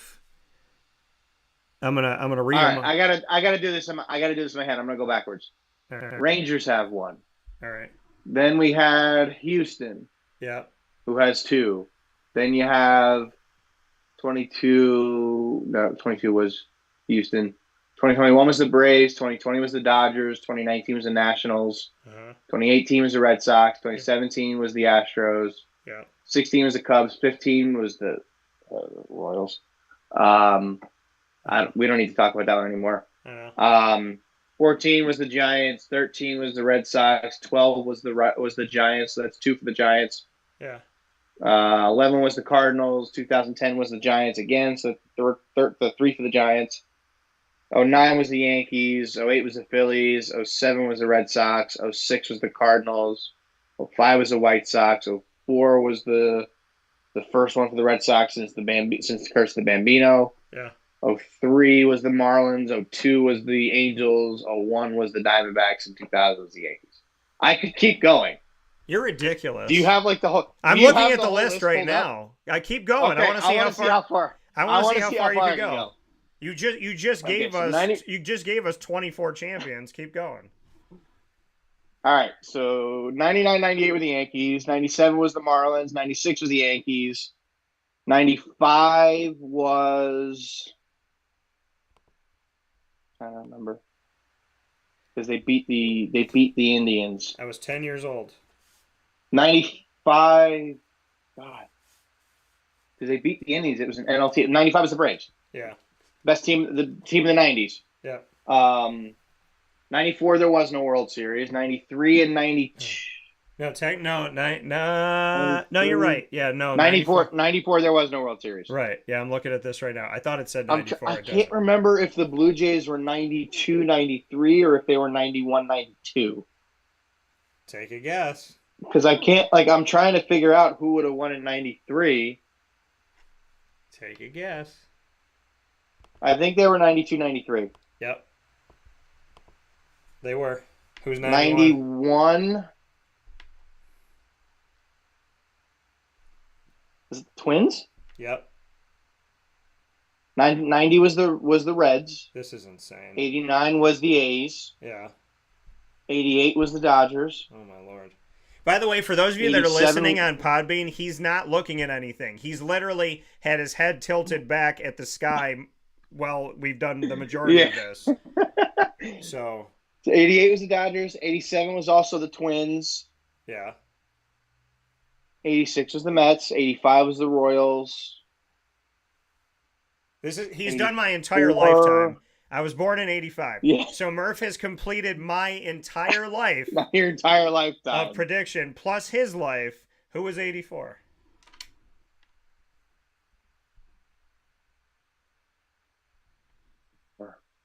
He's looking at the sky. Trying to folks. picture it.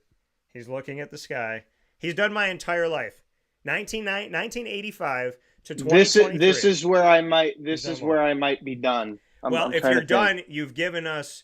I don't want to give up yet. Okay, I don't want to give up yet. All right, 1984. But I'm trying to. I'm thinking I might be done, but I don't want to give it up yet. All right, 1984.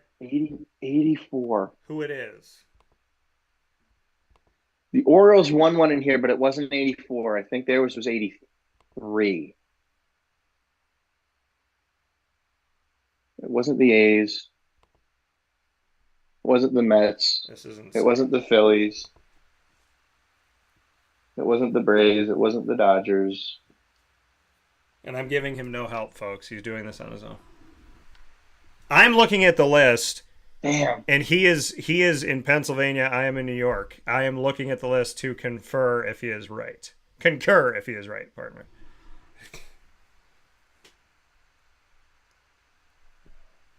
It's not the Cardinals. They won in 82.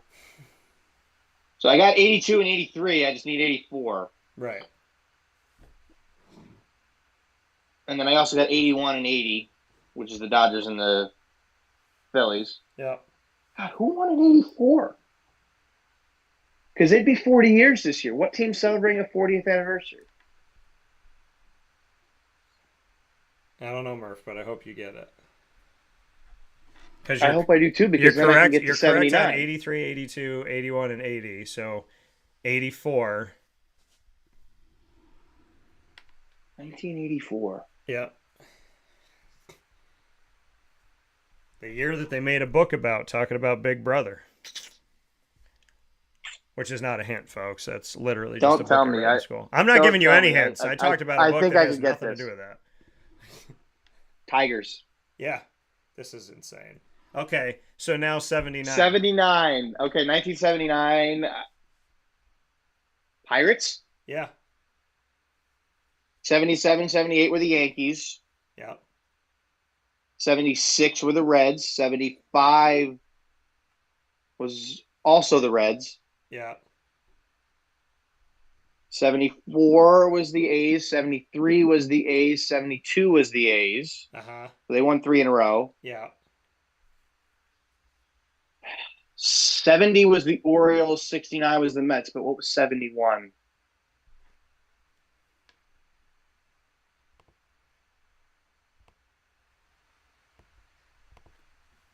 Insane.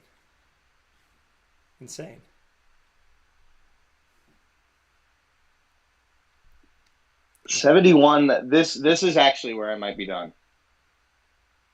Well, you got 69 and 70. I'm at almost 50 years here. This is insane. I'm at like 43 years here, I think. This is crazy. God.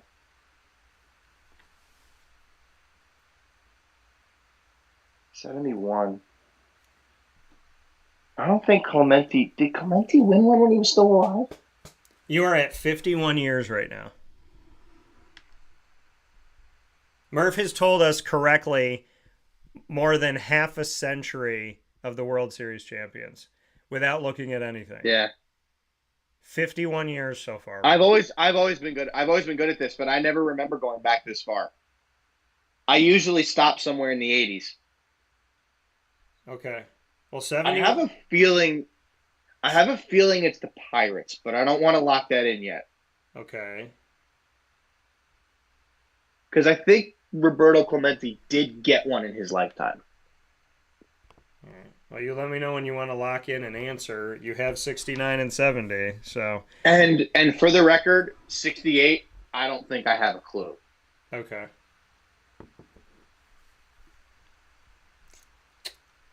I've given you no hints, so I will continue to give you no hints. Because you did this on your own. Who do you want to say for 71? You already said 70s the Orioles. That's correct. You've said 69's the Mets, which is also correct.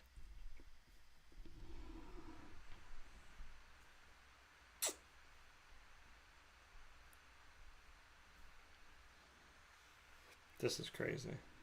By the way, this is going to be made a clip for Wake Up Call. Because the fact that this man just gave me more than 50 years straight of champions, obviously outside of 94 where there was no World Series, this should go viral. I hope that it does. So Murph, and something happened to Murph. We just lost him here for a second. So we'll work to get him back on here. But his signal went off. But Murph has 51 years correct in a row of World Series champions. So hopefully he will pop back up here and we'll get to see him here in a second as we await Murph's. And I'm not going to commercial break because he did 51 years in a row. So I'm going to hope that he continues to ride on this one. He did tell us that before he got bumped off here, he told us that in 71 he thinks it's the Pirates, but he hasn't locked that in yet. So we're awaiting to see if he's going to lock that in. But before we lost his signal, he did say that that was the one he was thinking of going with, but he hasn't locked it in. He did correctly give us 70, 69, and from 72 to 2023 is all 1 billion% correct. So we'll see if we can, pull in Murph here and get the opportunity to see how far he can go from here on Wake Up Call with Dan Tortora. Absolutely amazing. We were just sitting here this morning talking about a lot of different things, and we were speaking on baseball, and Murph said that he wanted to tell us the World Series champions working backwards from 2023, and I have the list up here in the Heritage Hill Studios, and he has the last 51 years correct all the way back to 1972. So we're trying to get him to pop back in here. Hopefully we can get him here. We will actually I think we're going to take a break, and then we'll be back here momentarily from the Heritage Hill Studios. Central New Yorkers, you can now enjoy the taste of Heritage Hill award-winning craft beers, seltzers, and a full bar at 3 locations. Spend your weekends at their beautiful location in Pompey with its amazing views, sunsets, family, and pet-friendly facilities, as well as extensive private event areas. Get their taps, tonics, and tastes in their brand new North Syracuse location at Sweetheart Corner in North Syracuse, New York. When flying in and out of Syracuse Hancock International Airport, make sure to visit their Palladino Farms location. At Heritage Hill, they believe in supporting our community and are excited to now meet you where you're at and where you're going with their local farm-raised tastes. Find out more information at heritagehillbrewery.com.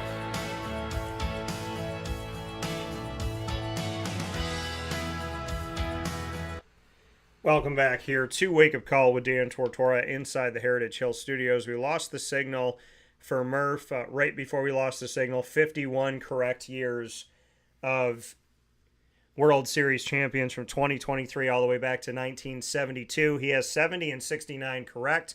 He said that he thinks 71 is the Pirates, but he did not lock that in yet. Murph? I feel like I need to lock it in. I promise I did not look anything. I promise I did not look anything up when I got knocked out. I think something happened with my Wi-Fi. I don't know, but I got back on, so we're good. Okay. I think I'm going to lock in the Pirates. All right, that's who you said before the break, so yeah, that is correct. You have 70 and you have 69. Now I want to see if I can get 68 because this is where I really don't know. Because what I do know is that the Yankees won in 60. No, the Yankees won in 61 and 62. Lost to the Dodgers in 63. Lost to the Cardinals in 64. That's all correct. Yeah. 60, they lost to the Pirates, by the way. That is correct. You are literally going back to the time 68? of like when teams were named different things. This is insane. Yeah. The Mets didn't exist yet back then. Oh, God. 68, 67, 66, and 65. Yeah. Giants didn't win any. You have 1960, 1, 2, 3, and 4 correct. And you're missing 59. Yeah.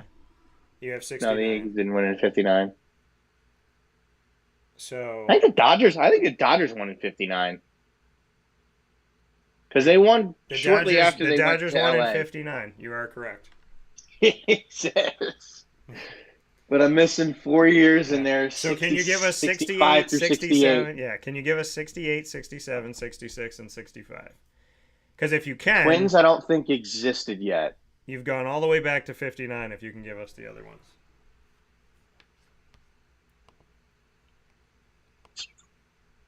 Man. 1968. Who won the year before the Mets? Reds weren't good yet. A's didn't win any of their championships yet. Could be the Tigers. It's up to you. Definitely not the Cubs. Definitely not the Brewers. They didn't exist yet. Yankees didn't win. Yankees were terrible this time in this era. Not the Red Sox. Not the Orioles. The Orioles won in 70. Tigers? I'm gonna say Tigers. Yes. Okay, now 67. Oh boy. Because I know, I had a feeling I knew the ones that were the one that was right before the Mets. I don't know if I know. But then again, I said I didn't think I knew 68, but by process of elimination, I figured it out. True. 67.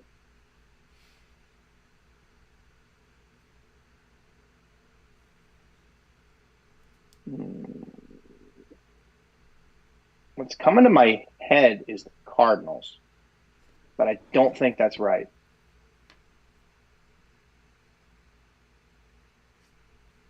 Trying to think of what teams were still because there was only like 20 teams around back then. That's not true. 24, I think.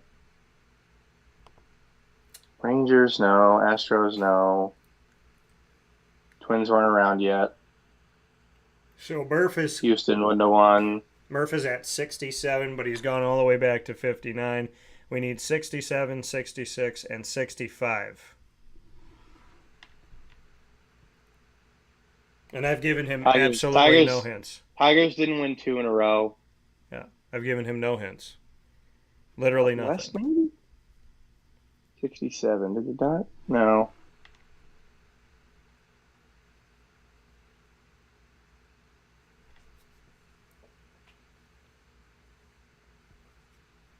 No, I don't think it was the Dodgers. Not the Giants. Not the A's. Rockies didn't exist yet. Diamondbacks didn't exist yet. That's right, baby. It's not the Pirates. 1998 Diamondbacks. Fastest team to get to and win the World Series, 4 years. Mm-hmm. Did the Golden Knights beat them out for fastest team to win a championship in all sports? Because I think they were 3 years.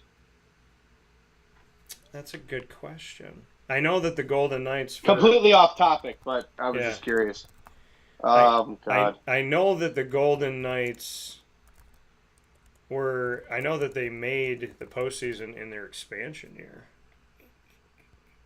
I'm looking at it right now, actually. Let's see, Blue Vegas. Jays didn't exist yet. Rays didn't exist yet. Where are the... where's the record? Oh, here we go.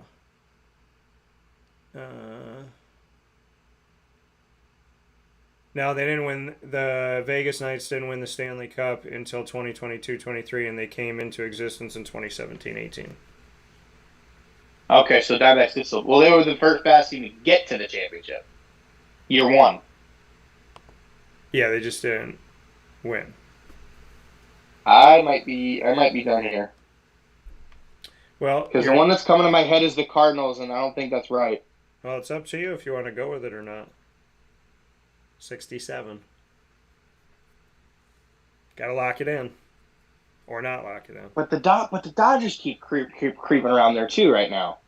Like I'm still thinking Dodgers too, but Up to you, Murph. What do you got? did Hank Aaron get one? We anxiously await your answer. I think the Braves won one at some point, but I don't know when. That doesn't seem right though. Tigers definitely didn't win 2 in a row. What do you got? I don't know. What I got? What do you got, Murph? Because the Cardinals have 11 championships. Okay. Do you want to lock them in for 67 or no?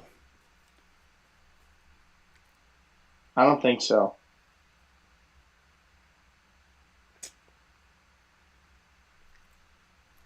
Gotta tell me now. Damn. Gotta tell me now. I'm running out of time here. Yeah. I'll lock in the card. You know what? No.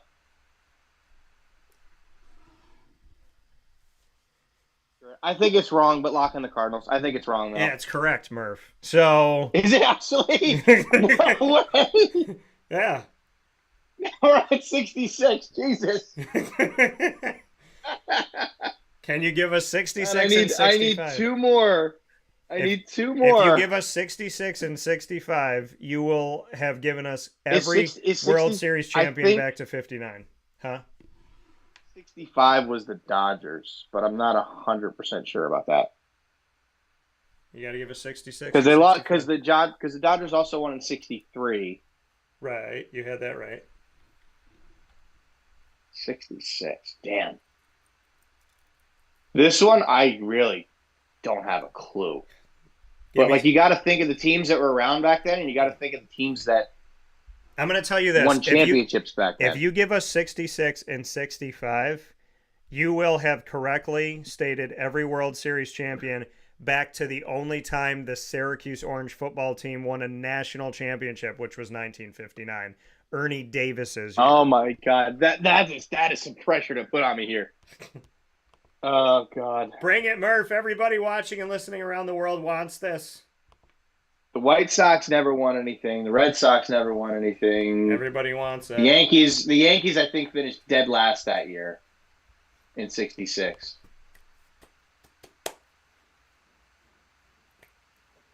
I've given you no hints, so I will continue to do nothing. I still think the Braves got one in here somewhere because I don't think 95 was their first championship. I thought Hank Aaron got a title somewhere. A's weren't good yet. All right. Yankees, no. Giants, no. A's were not good yet. Red Sox and White Sox were terrible. Cubs, no.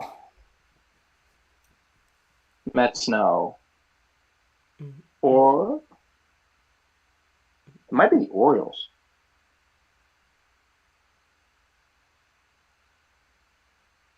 Because the Orioles won multiple in like the late 60s going into the 70s.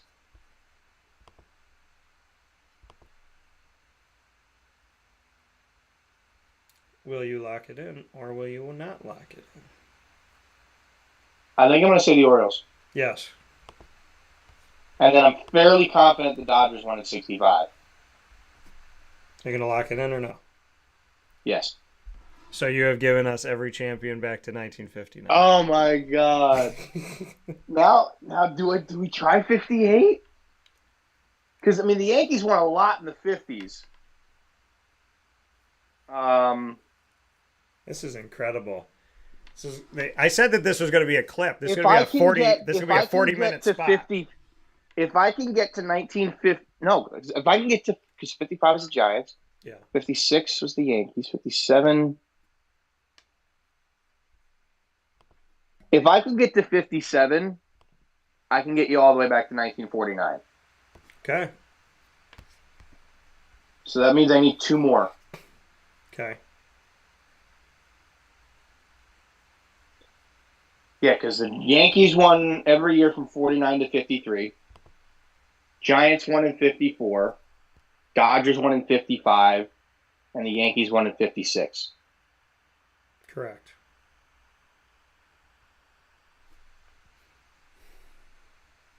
Because they had Subway Series almost every year in the 50s. It was Yankees, Dodgers, or Yankees, Giants virtually every year. Yeah. Bring it, Murph. Did the Dodgers get one when they first moved to LA? What are we missing here? 57 and 58. Oh, that's true. Yeah, because you said the Yankees in 56. So we're missing 57 and 58. And I've given you no hints because I've given you nothing. I will not help. If I can get this, we're talking almost 80 years here. Well, if you're saying, what did you give us, 49? 49 to 56. Then I need 57 and 58. Okay.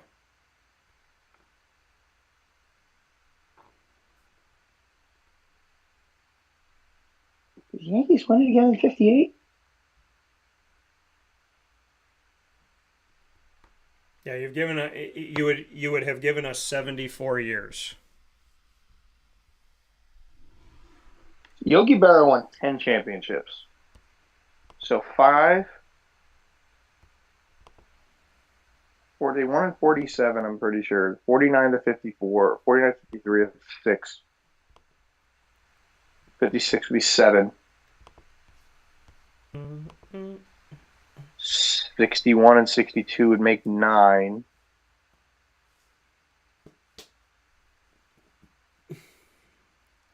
I think did the Yankees go back to back? That would be 57 if they did that. I want to say Dodgers for 58, but I'm not sure. Because who did I say? Who was 50? What did I say was 59? Dodgers. That was Dodgers. I don't think the Dodgers went back to back, so then the Dodgers would not have won 58. Cardinals, maybe. We're missing 57 and 58. We have from 1949 to 56. And then we have from 1959 to 2023. Can you bridge this gap? 57 and 58.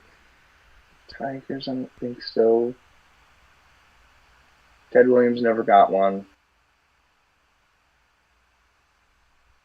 It is insane to go back to 1903 and look at some of these names. Yeah. The Boston Americans in 1903. How about that? I know. I figured you'd know that. Oh, God. Yeah. I also know that there was no World Series in 1904. That is also true. Bring it, Murph. What do you got? I want the timer. Something's telling me Cardinals for 58, but I'm not sure. Okay. Got to lock something in for 57 and 58. I don't want this audio thing to run out. Yeah, we don't want it to drag out here. I'm just trying to think if there's anybody else that it could be. Yeah, I don't think it's the Pirates. It's not the Orioles. It's not the Red Sox. It's not the Yankees.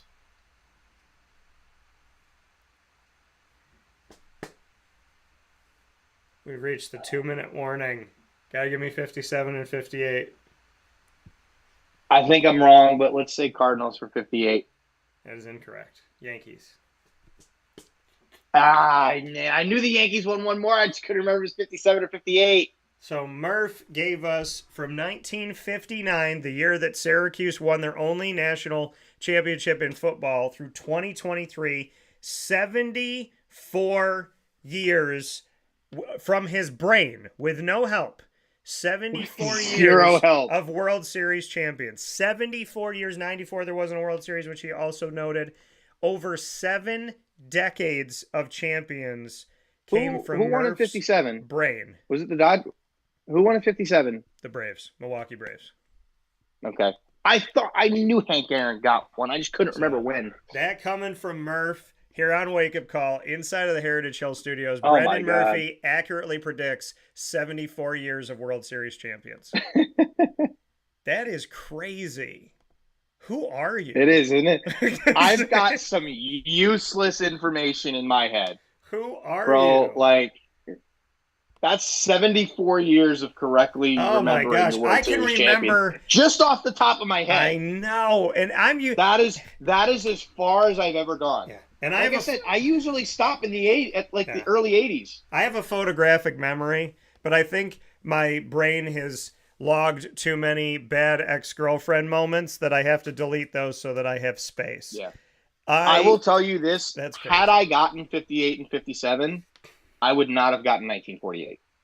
I would have gotten 1947, but I do not think I would have gotten 48. 47 was the Indians. No, but I don't think I would have gotten 48. 47 was the Yankees, 48 was the Indians. Okay, yes, and I wouldn't have gotten it. Because I knew the Indians won. It was either 47 or 48. I didn't remember. I guess I didn't remember which one. Crazy. But yeah, like 70. So like 4 years Yogi Berra, of Murph. The Yogi Berra thing was working. I just didn't remember which year. Yeah. Because I'm like, did the Yankees win it the year the Dodgers and Giants went to L.A. or went out west, or did they win it in 58?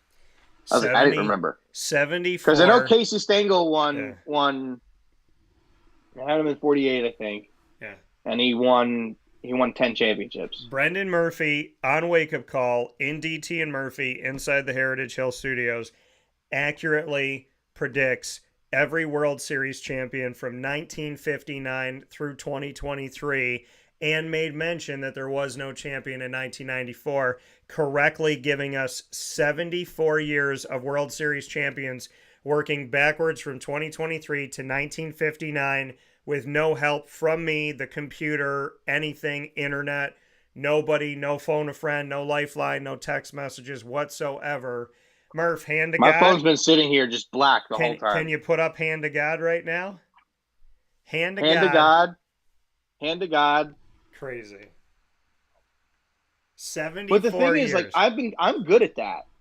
74 I'm usually pretty years. good at that. 74 freaking I'm usually years. pretty good at that, but I didn't think I'd be you? that good. That is No. Murph, who that are is you? by far Who are you? Who is far this? the longest, the furthest back I've ever gone. 74 Because, like years. I said, just to remind 84 Syracuse fans that it's been 74 years since Syracuse touched a national championship in football. So 1984 is usually where I lose it Yeah. because I don't, I can't remember off the top of my head, who won that one. Yeah. But obviously having done it now and gotten all the way back to 1959, Yeah. I got a brain full of useless information when it comes to baseball. I love it. I had family members that would look up questions. They had no clue what the answer was, Yeah. and I'd still get them right. From when I was a kid, too. That's awesome. It was crazy. That's so, awesome. But I enjoy that stuff. Like, every once in a while, I'll look back and, like, I will sometimes go back and watch the final out from every World Series from, like, 1975 on or something like that. But damn, how did I forget one of the Yankees ones? Because I remember almost every year the Yankees won the World Series. Yeah. How did I miss one of those? But what's funny is I really didn't miss it. I just misplaced the year. Yeah. Because as I was talking through 58, I said to myself, Yogi Berra won 10. Yeah. And I rattled them off. I'm like, all right, that's only 9. So one of these two is the Yankees, but I don't know which one. Yeah. But okay, that's I'm gonna retire off of that. Hey kids, remember before the internet, before Google, Alexa, Siri, and Cortana told you, you know who could tell you 1959 to 2023? You just saw it. Brendan Murphy. What you saw happen live on Wake Up Call inside the Heritage Hill Studios worldwide, and to all the aliens out there, please know we come in peace. Everyone, what you just saw here, it's called memory. It's called use your brain. It's called trust yourself, have some faith, and do it without the internet. Brendan Murphy just gave you 74 years of knowledge by himself sitting in his studio. And I am absolutely, positively, like, at a loss for words. Right? I love this. This is one of the greatest moments of Wake Up Call with Dan Tortora history. 74 years of World Series champions from 1959 to 2023. I am just moved by this, Murph. It's almost 3 times how many years I've been on this earth. I love this. This is great. I'm very proud of you. This is a wonderful moment. I'm going to tell you right now, though, I'm pretty forgetting some of the ones that we did. I don't know if I can do it again. It doesn't matter. You did it once, and you did it live. I did it it's once. on recording. I did it once. It is on record. Great. I don't know if I can do it. Now, for those of you that, you could very easily think I looked up 1970, was it 79? Yeah. You could very easily think I looked up 1979 when I lost the internet. But I spent that entire 3 or 4 minutes just trying to get it back up. Yeah.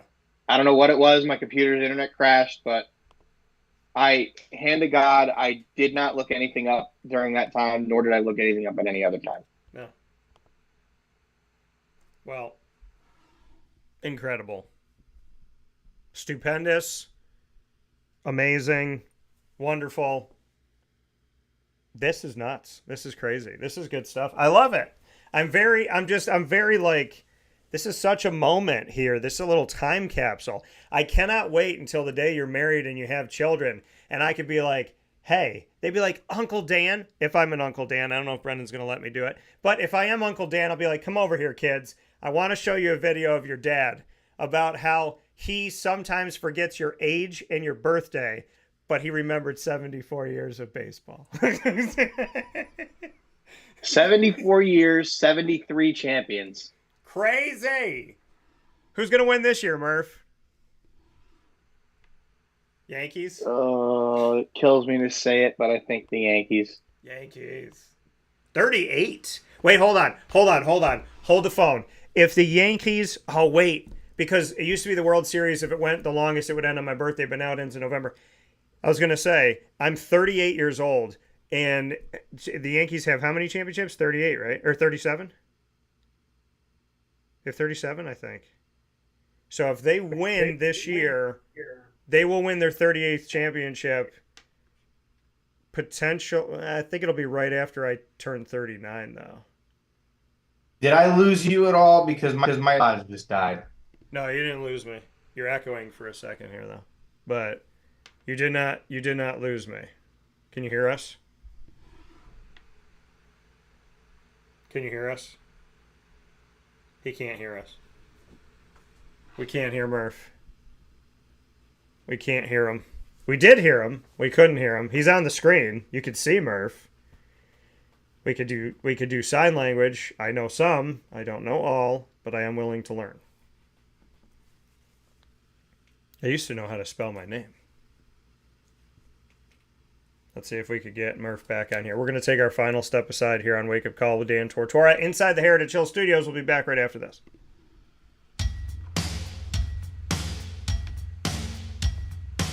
Central New Yorkers, you can now enjoy the taste of Heritage Hill award-winning craft beers, seltzers, and a full bar at 3 locations. Spend your weekends at their beautiful location in Pompey with its amazing views, sunsets, family, and pet-friendly facilities, as well as extensive private event areas. Get their taps, tonics, and tastes in their brand new North Syracuse location at Sweetheart Corner in North Syracuse, New York. When flying in and out of Syracuse Hancock International Airport, make sure to visit their Palladino Farms location. At Heritage Hill, they believe in supporting our community and are excited to now meet you where you're at and where you're going with their local farm-raised tastes. Find out more information at heritagehillbrewery.com.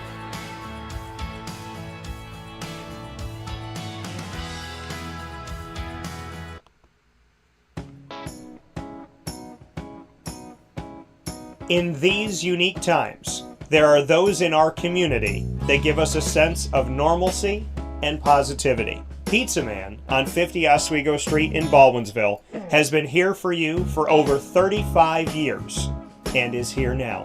Call 315-638-1234 or order online at pizzamanbville.com to bring those familiar tastes into your home. And remember to come see our monthly on-site broadcasts centered around the community and our Baldwinsville Bees. Pizza Man in Baldwinsville. Any way you slice it, they are always here for you.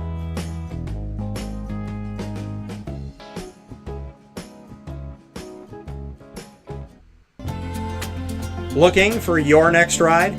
Look no further than Great Lakes Honda City, located on 7140 Henry Clay Boulevard in Liverpool, New York. Serving our community for decades, their new and pre-owned vast array of vehicles are available to you Monday through Saturday on site. To search from home, shop at GreatLakesHondaCity.com. Call 315-365-5576 to set up an appointment. That's 315-365-5576 for Great Lakes Honda City, 7140 Henry Clay Boulevard in Liverpool, New York. Great cars, great people, Great Lakes.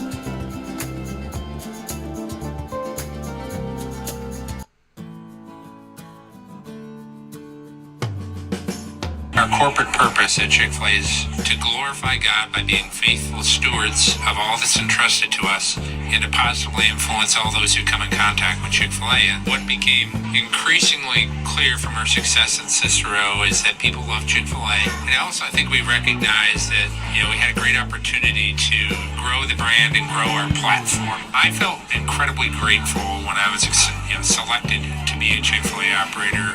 I think what it's meant for me, what I've come to realize on a very deep level is that this is a calling for me. It's not a career, it's not a job. The Lord called me to be a Chick-fil-A operator and to use these restaurants to glorify Him and to positively influence other people. I'm blessed. I'm very blessed. Head to Chick-fil-A Clay on 3974 State Route 31 in Liverpool, New York. Carvel DeWitt, it's what happy tastes like. Do you know why? Because we make ice cream. Creamy, rich, flavorful ice cream. Not yogurt or iced milk like some of our competitors. Ice cream. Fresh, by hand, daily. For the calorie conscious, we have something new for you. Our new Carvelite. Same great flavor, creaminess, and texture of our regular ice cream with only 35 calories an ounce. So whether you want an ice cream cake, flying saucer, dasher, carvalanche, hard or soft ice cream, we will satisfy your craving with our fresh, handmade regular or new Carvelite ice cream. Carvel DeWitt. It's what happy tastes like. The Wildcat Sports Pub in Camillus, New York is located on 3680 Milton Avenue in the Home Depot Plaza. It is your family-friendly sports bar and restaurant. Folks, some sports bars aren't family-friendly. Some family-friendly restaurants are not sports bars. The Wildcat Sports Pub in Camillus, New York is proud to be both. It is that marriage that you've been looking for years. The Wildcat Sports Pub is your home base for your sports bar and restaurant needs, games for the kids, indoor and outdoor activities, and enough things on the menu to come back every single week and get to try something new. They're open Sundays from noon to 8 p.m., Monday through Wednesday, 11 a.m. to 11 p.m., and Thursday through Saturday from 11 a.m. to midnight. For reservations and party information, call 315-487-2222 for the Wildcat family-friendly sports pub and restaurant.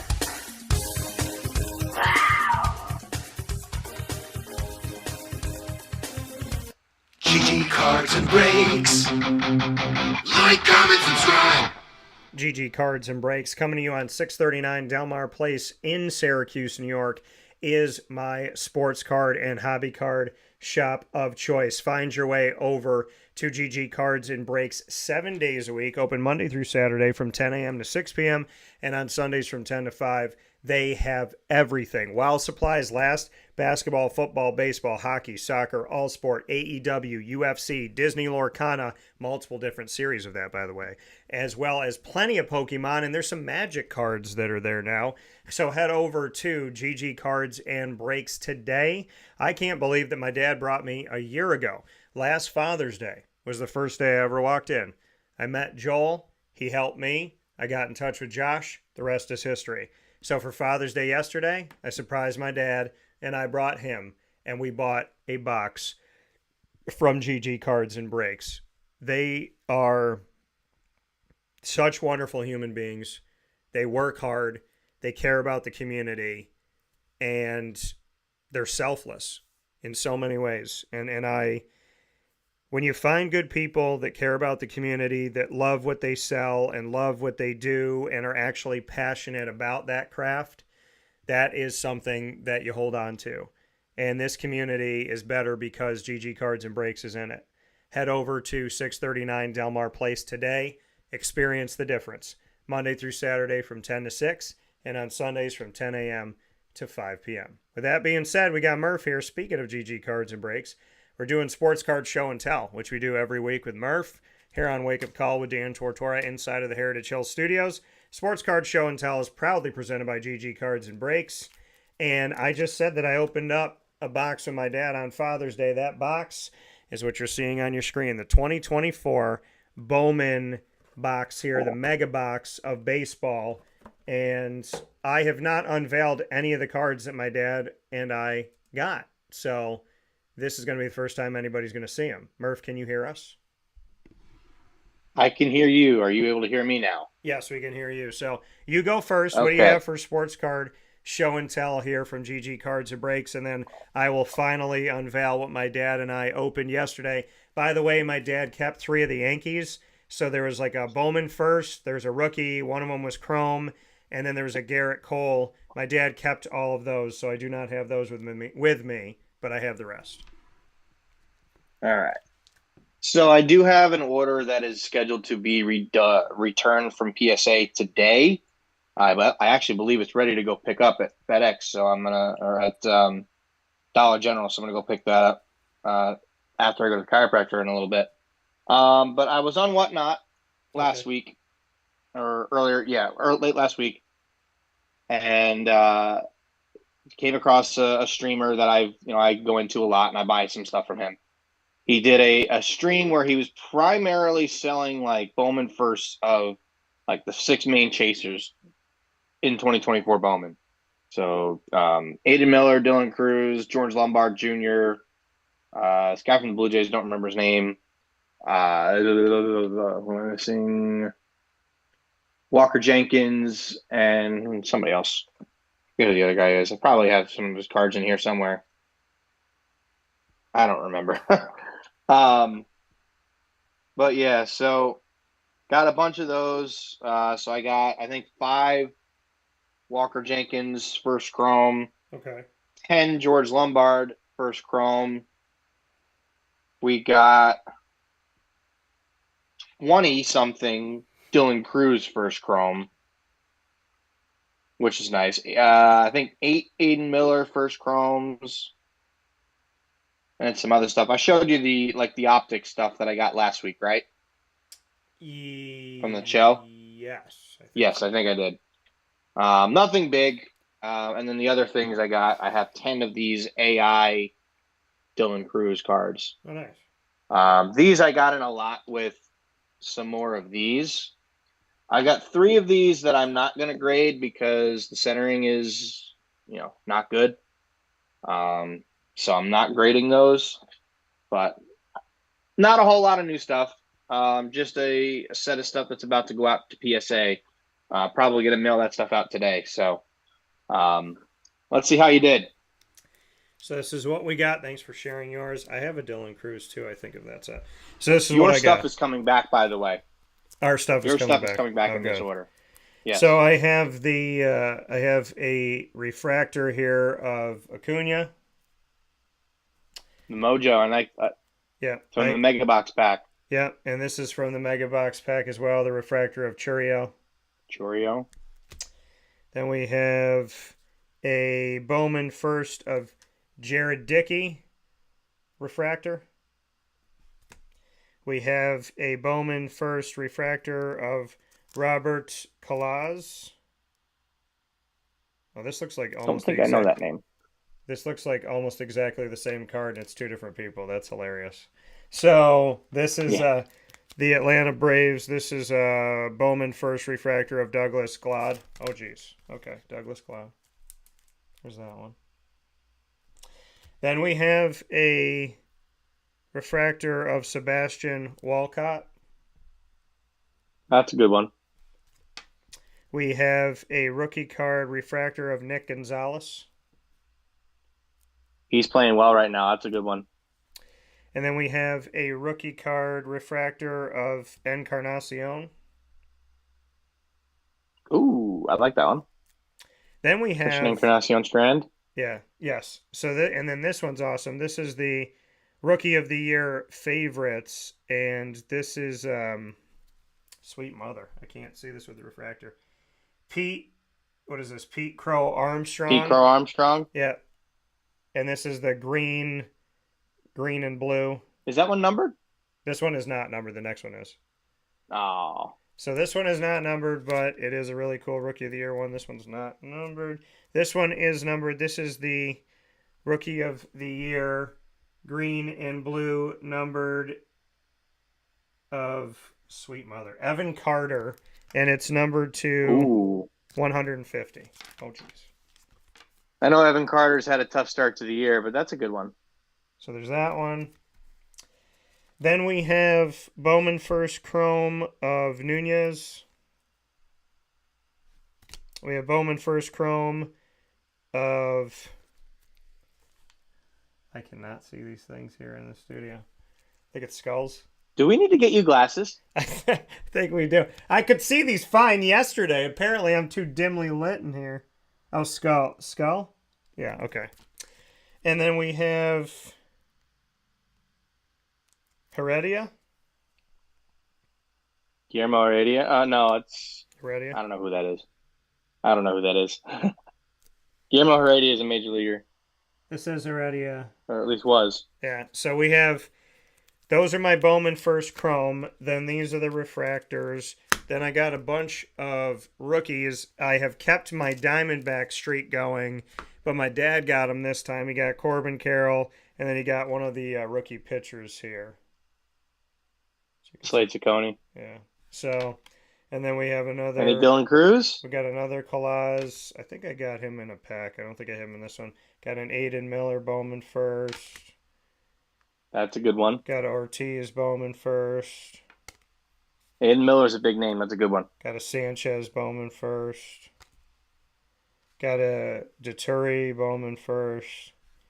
And got a Cooper Pratt Bowman first. So, Those are, and then I got a bunch of rookies outside of those, but that's the box. That's what we got. That's what we pulled. Nice. Yeah. So with Solid that, box. thank you. With that being said, here on Wake Up Call with Dan Tortora, Murph and I having a great morning with you. We will bid you adieu, and Murph, we will see you next Monday. We gave you plenty of time on the U.S. Open. Congrats to DeChambeau. Rory, keep your head up. You're going to get one. I'm hoping for you to get the next major here. God bless you. And God bless DeChambeau and your dad in heaven, and Payne Stewart, of course, in heaven. Thank you, Payne, for giving me precious moments with my dad and helping me to watch golf because of guys like yourself. I mean, Payne Stewart's one of the main reasons why I paid attention. Major League Baseball talk, Yankees and Mets. Murph giving us every World Series champion in 74 years. And GG Cards a Break show and tell. As always, Mr. Murph, I appreciate you inside of the Heritage Hill Studios, and I look forward to talking with you soon. Yes, sir. And I'm going to leave you with one thing. Yes, sir. They might have lost on Saturday night, but go Gators. Playing an elimination game today, I think, against NC State. So really need the Gators to pull this one out. Other than that, we got the College World Series happening right now. So that's been electric so far, and I'm sure we'll talk about the final next week. Yeah. But until then, go Gators. Go Gators. Let's see what you got. So SEC, ACC, fighting for a title. We'll talk with you soon, Murph. Thanks for everything. Yes, sir. See you. That coming from Brendan Murphy one more time here on Wake Up Call with 74 correct champions in a row. 1959 to 2023, and correctly noting that 1974 did not have a World Series champion. You watched live worldwide as Brendan Murphy worked backwards from 2023 to 1959, telling us every single World Series champion of 74 years. Insane. YouTube.com and Facebook.com, both /WakeUpCallDT, and on WakeUpCallDT.podbean.com is how you find us live Monday through Friday from 9 a.m. to 11 a.m. Eastern Time.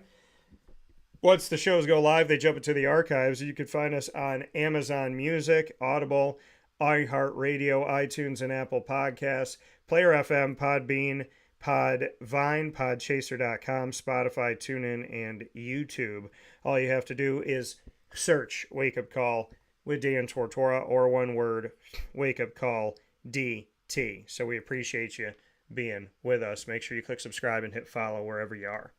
And a big time thanks to our incredible partners in Central and Upstate New York, Heritage Hill Brewhouse in Pompey, Heritage Hill North in North Syracuse, Carvel DeWitt, our longest standing partner, the Wildcat Sports Pub, GG Cards and Breaks, Avicoli's, K9 Camp Dog Daycare, Chick-fil-A Cicero and Chick-fil-A Clay, K9 Campground Dog Boarding, Ma and Pa's, the snack capital of the world, on 201 7th North Street in Liverpool, New York, and online at maandpa'spopcorn.com. Pizza Man, Great Lakes Honda City, Mother's Cupboard, the home of my Cuse McMother sandwich, and of course, Carvel DeWitt, the home of my DT Dolphin, Lemoyne Dolphin-centric Sunday.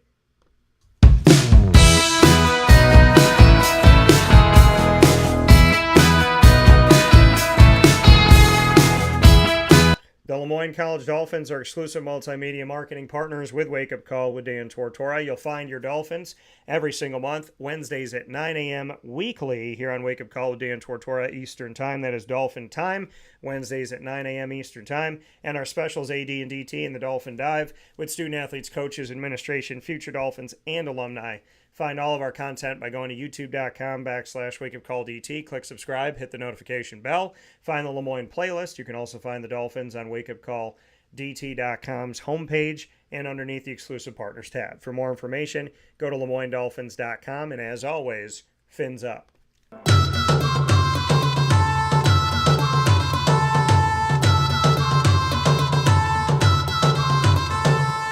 The Bryan and Stratton College Bobcats of Syracuse are exclusive multimedia marketing partners with Wake Up Call with Dan Tortora. Find your Bobcats every single month in the Bobcat Buzz, our spotlight series with Bryan and Stratton College of Syracuse in year 3. Hard to believe, but time flies when you're having a great time.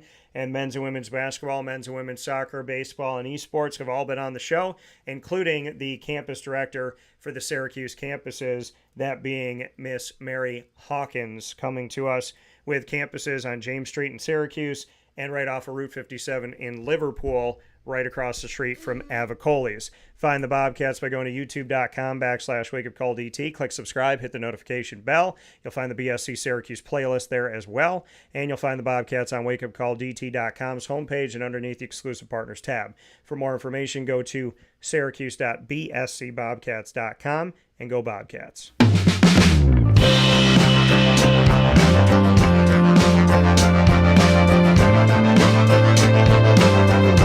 The Binghamton University Bearcats are exclusive multimedia marketing partners with Wake Up Call with Dan Tortora.